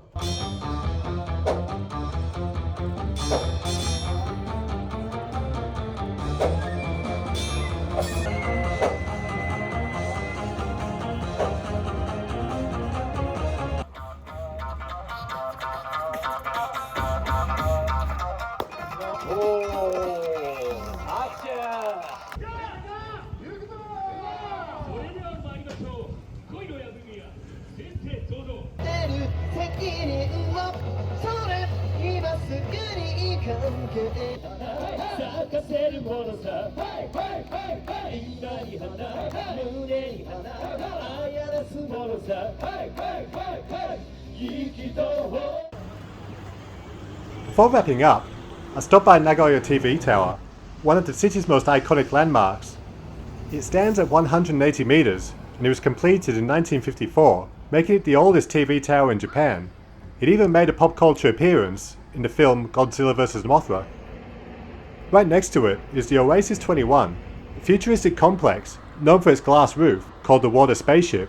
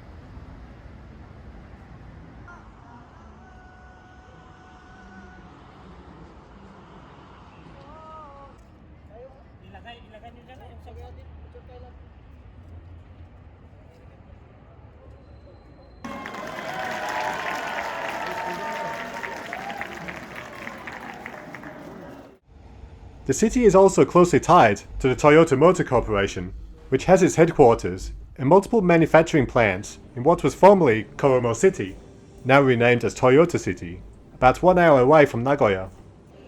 As a car enthusiast, I had to check it out.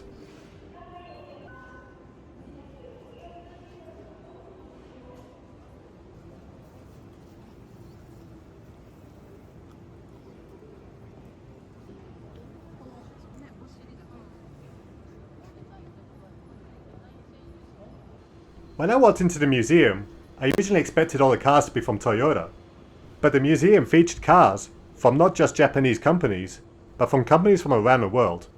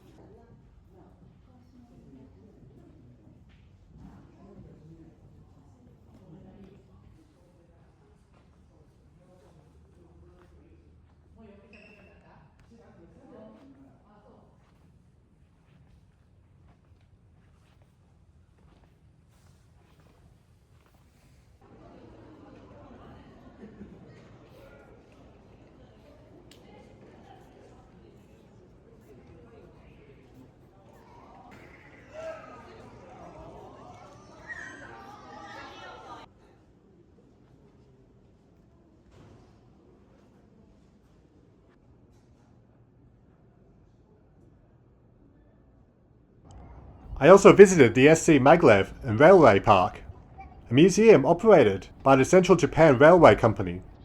It opened in 2011 and it showcases 39 full-size rail vehicles, from the early steam locomotives to futuristic maglev trains.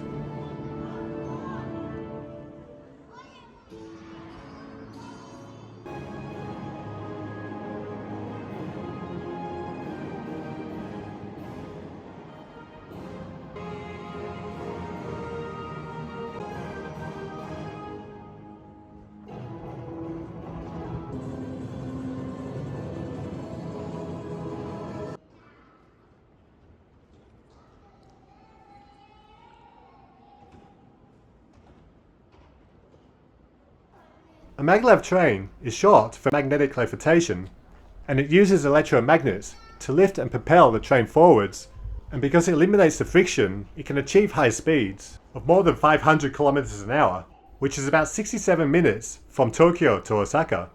A bullet train can achieve that in 2 hours and 20 minutes.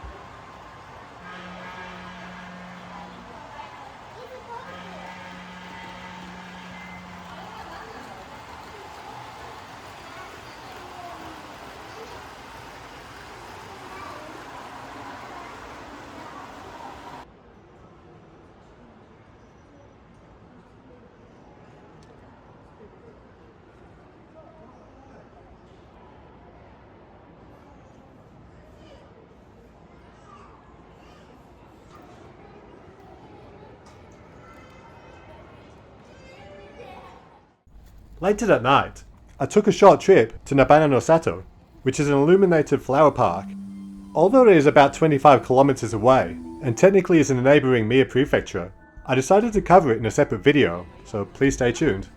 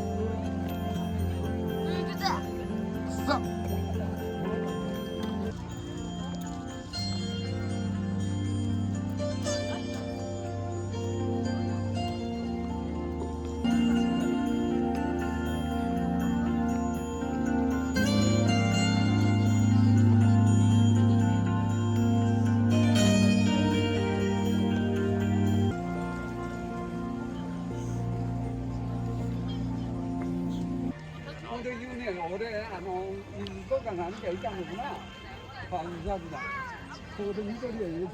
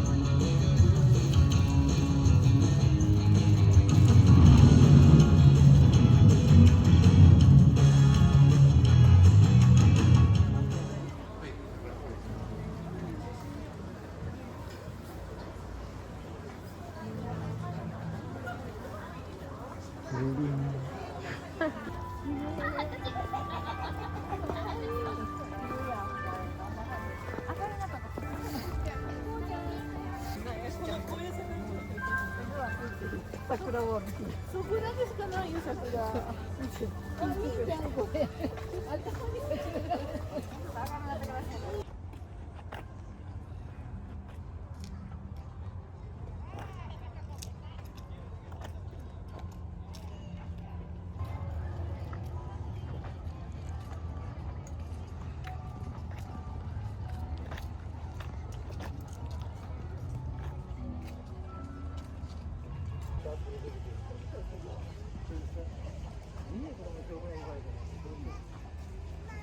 剪定をするのですね。左に出てどこに持ってこないよ。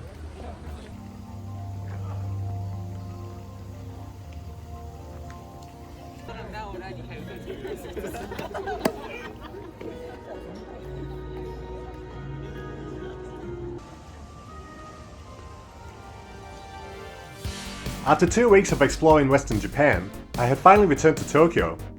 This time, I headed straight into the heart of Shibuya to visit a bar that I've been looking forward to seeing ever since it was first announced.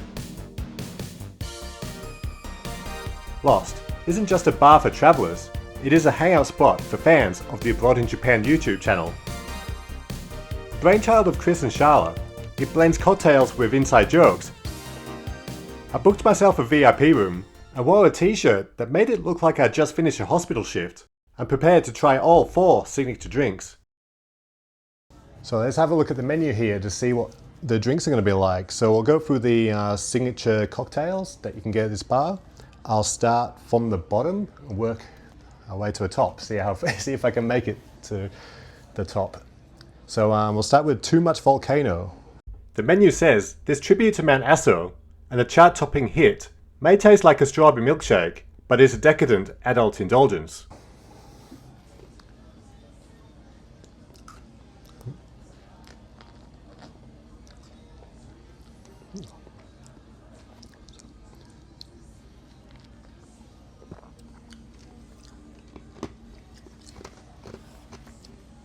It's really nice. So yeah, it definitely is quite sweet, which I really like. Also bear in mind I'm not some sort of food critic, so my explanations are going to be terrible. So, but that was really nice. That's could definitely taste the strawberry in that one. So that's a really good one. So I won't waste any time. I'll go for the second one, which is Like a Magic Mule. So I'll describe this first. The menu says it's the best Moscow Mule you've ever had, with a refreshing touch of violet. So there we go. Oh, this one is different. So definitely more of a soda. I'm not good at describing things, but basically this drink has vodka, Saint Germain, lemon juice, creme de violet, and ginger beer. So that's what it was, ginger beer. So when I tasted it, I knew it was something familiar. So yeah, it's a really good one. I then ordered the final 2 drinks off the signature cocktail menu. Okay, so life is balloons. Oh, it's got a little, do I have this first or last? Oh, so this is the gummy. Really good. I like that this is in a wine glass. It looks a bit like a balloon with the string. So here we go.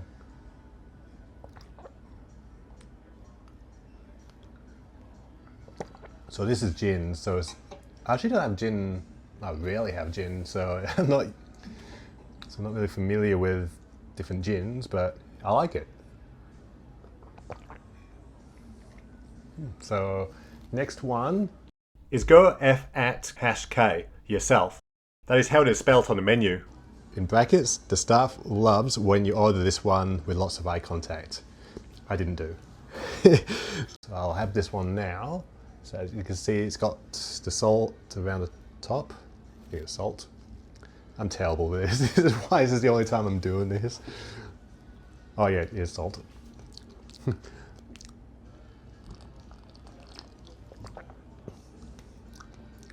Wow, so yes, it's definitely tequila. You can really taste that. So I can imagine this is the strongest out of the three as far as, I don't know, alcohol content, or I'm not too sure. So I think the idea is for it to be quite, maybe spicy, I'm not too sure. It's got the salt, it's salt and tequila. Makes sense actually.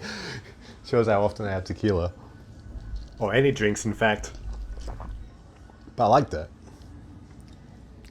So I've had all four of the ones that are on the signature cocktails. There's also a citrus got real. So that's a March signature special. So I'll see if I can squeeze that one in while I'm at it too. I didn't have enough time to drink it in the VIP room, but I had it in the main bar. It was really nice. And anyone who's seen my Matsuyama video knows that I like Mikan.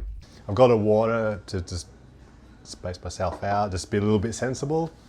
Because it's like an hour of having 4 or 5 cocktails. And I've got wasabi chips. It's a bit of a snack. So I'll try these now actually.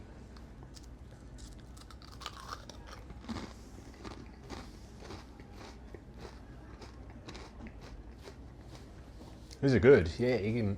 Yeah, I'm tasting the wasabi now, which is good because I like that taste. I wonder if I eat these really quickly, I really get that burn.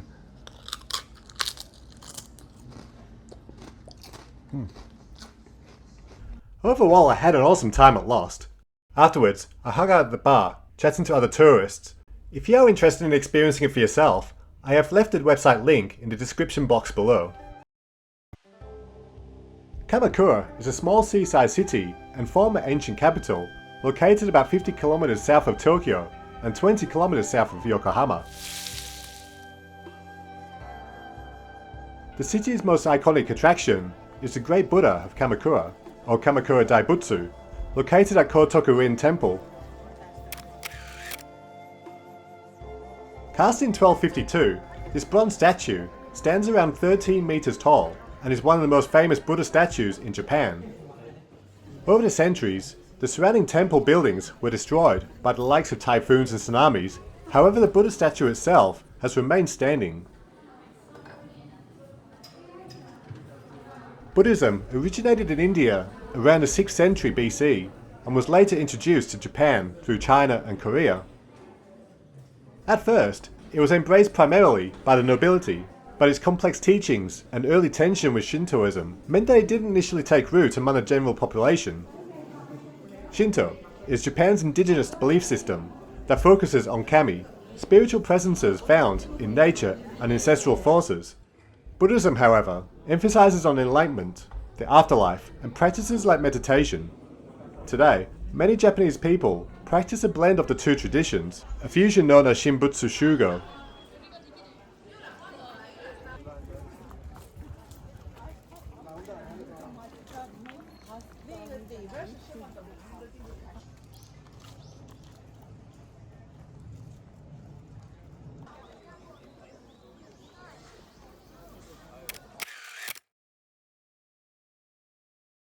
Next, I wanted to visit a much more recent cultural icon, one that is tied to the world of anime and sport.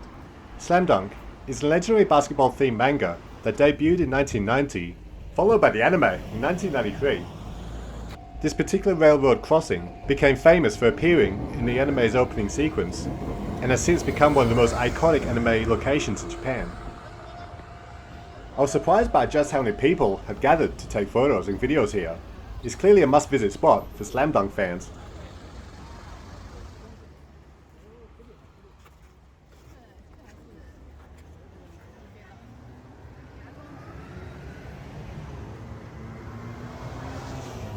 You also get a clear view of Enoshima Island, another spot that I didn't get to explore on this trip.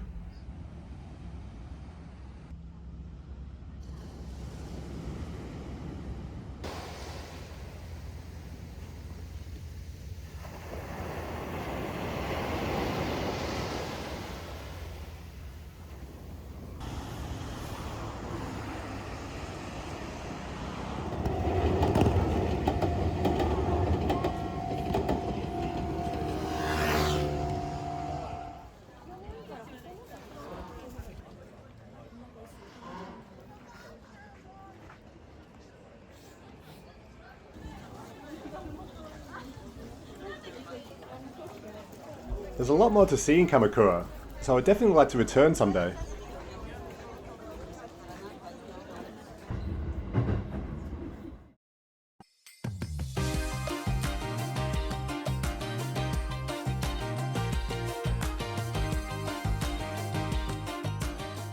I'm back in Tokyo, the bustling megacity, where even locals could spend a whole lifetime exploring and still not see it all.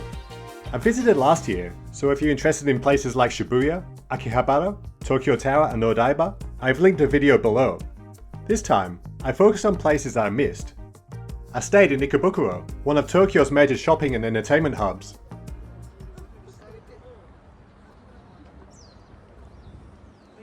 One of the main attractions here is Japan's largest Pokemon Center, located inside the Sunshine City shopping mall.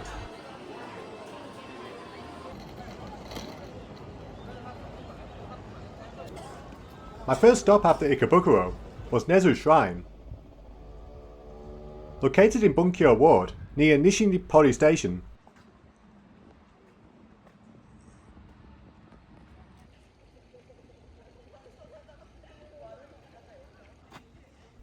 This shrine stands out for its rows of torii gates. Similar to Kyoto's Fushimi Inai Taisha, it is dedicated to Susanoo no Mikoto, the Shinto god of the sea and storms, and is believed to bring divine protection.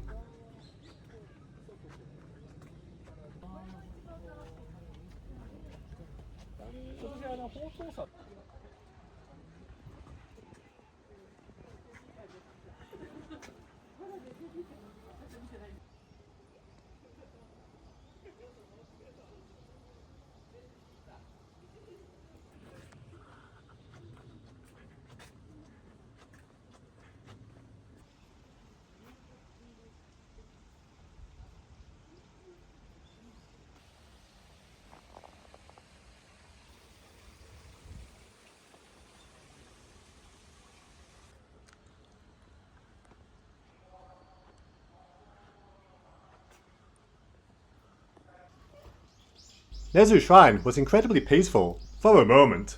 Then a black propaganda truck passed by, blasting messages through a loudspeaker, a strange interruption in such a calm setting.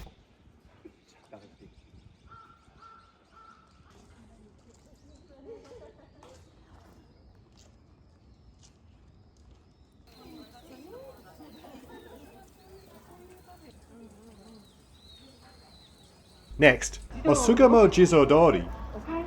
If Harajuku is known for youth culture, Sugamo is often described as a Harajuku for the elderly. Where Harajuku has Takeshita Street, Sugamo has Jizodori.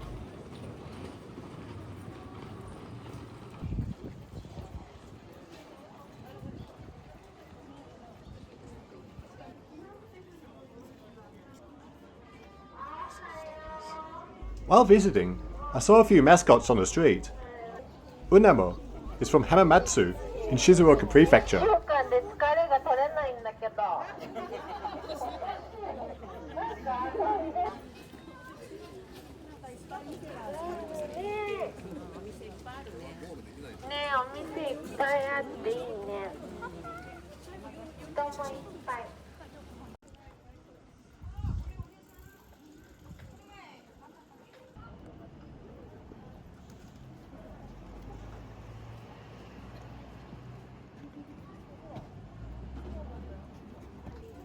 Sugamon is the local mascot for Sugamo, and Hamukan, who just as I stopped recording, turned to me and struck a perfect pose. Of course I missed it. And there was yeah.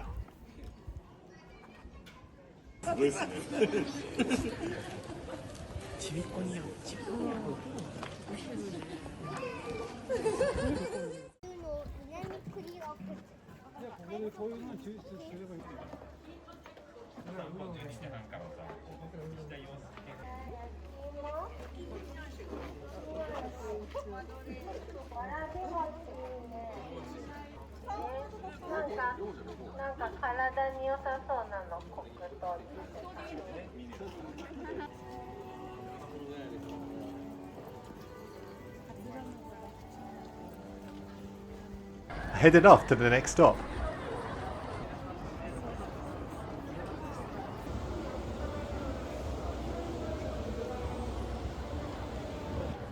Ebisu is named after Yebisu beer, which was originally brewed in this area.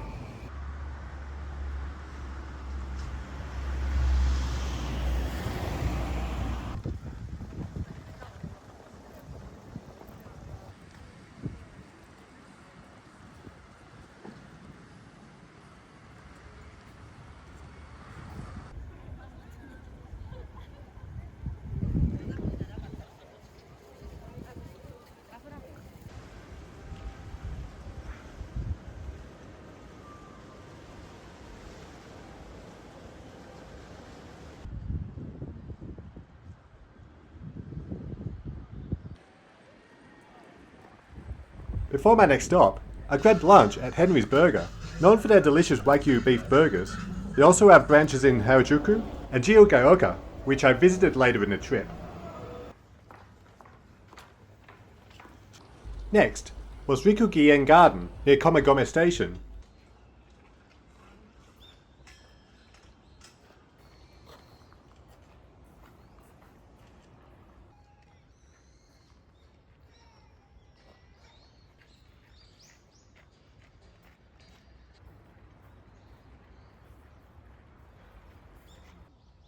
This is one of Tokyo's most beautiful traditional gardens, designed around themes from the classic waka poetry.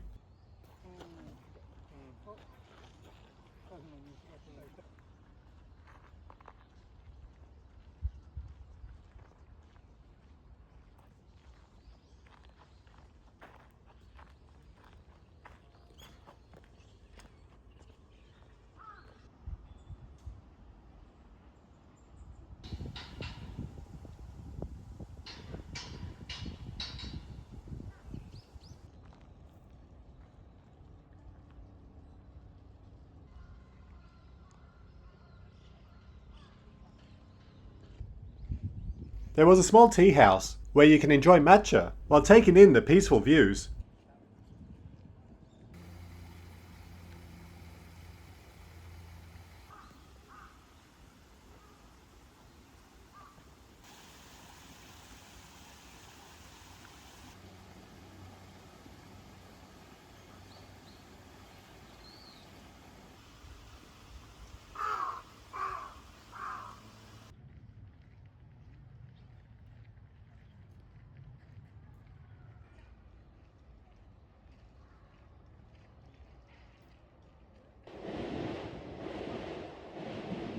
Shin-Okubo is Tokyo's Koreatown, known for K-pop culture, Korean food, and beauty products. About half the signs are in Korean. I can read a bit of Hangul, but don't ask me what any of it says.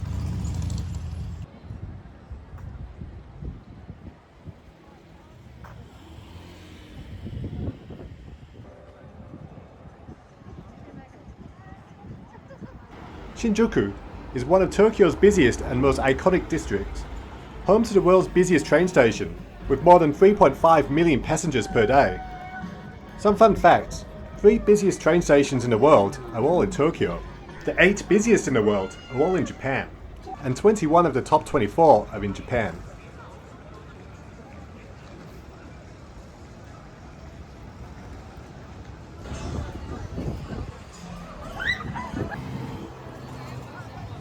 Takeshita Street in Harajuku is a colourful hotspot for youth fashion, quirky snacks, and themed cafes. I was probably one of the oldest people walking through here.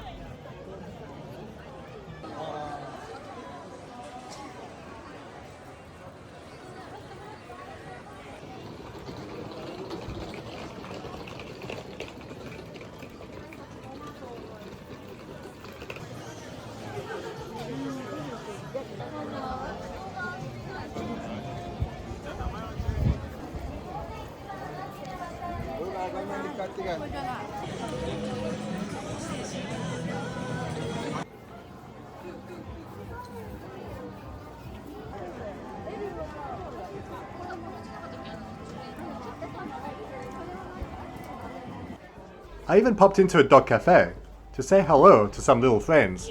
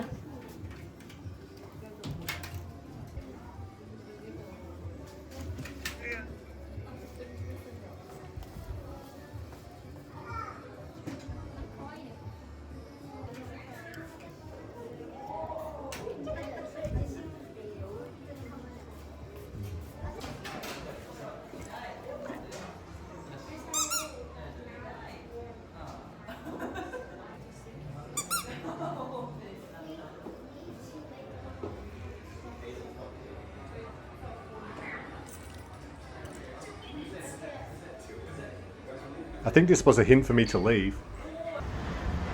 Kanda is home to Jimbocho Booktown, with nearly 200 second-hand and specialty bookshops. If you love books, this is the perfect place to wander.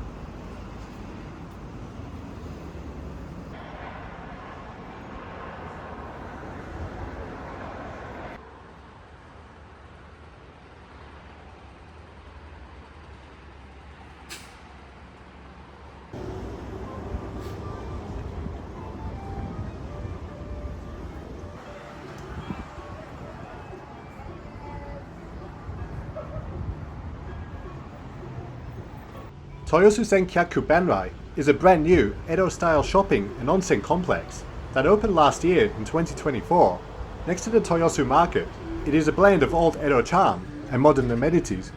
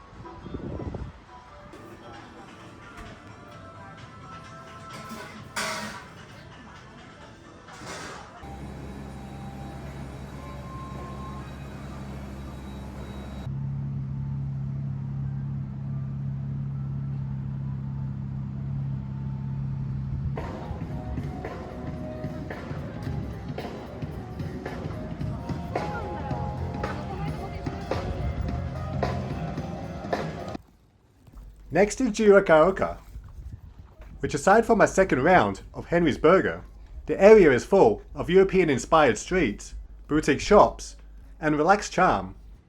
It is a bit of a hidden gem, still under the radar for most tourists. My favourite spot in the area was La Vita.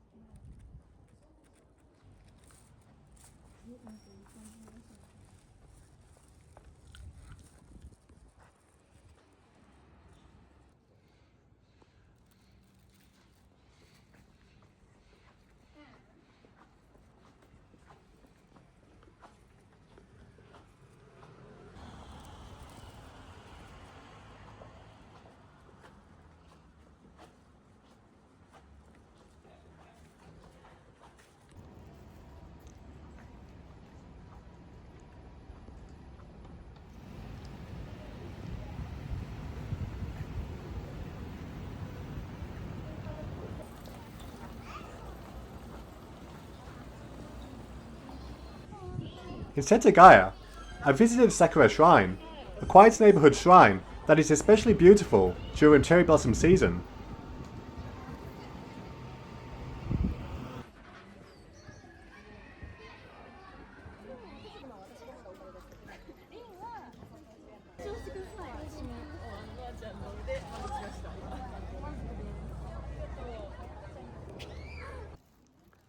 Gotokuji Temple is known as the birthplace of the Manaki Neko, or Lucky Beckoning Cat.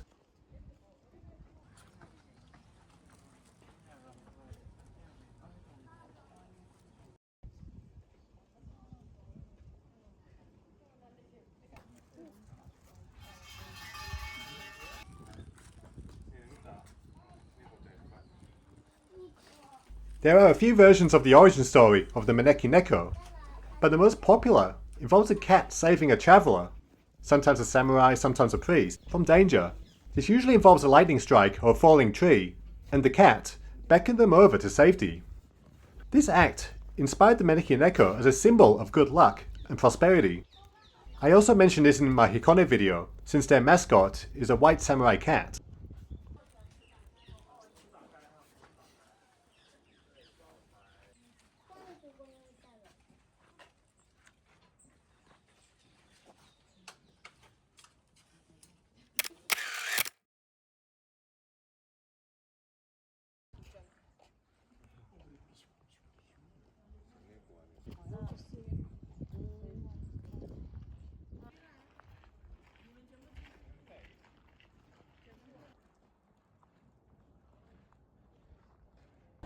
And finally, Ueno Park.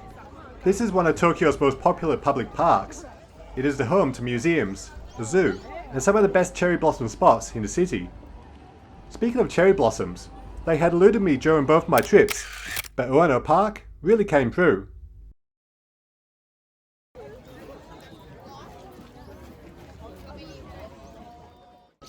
This was still late March, so it wasn't full bloom yet, but I was really happy with what I saw.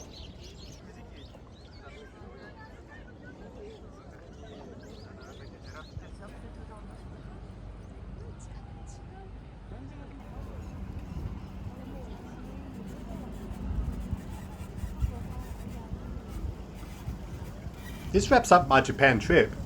I will be making one final video where I look back on the entire trip, as well as last year's, and answer any questions you might have. So if there's anything you'd like to ask, feel free to drop a comment here or message me on Instagram. The video will be up this time next week. Thanks so much for watching this video.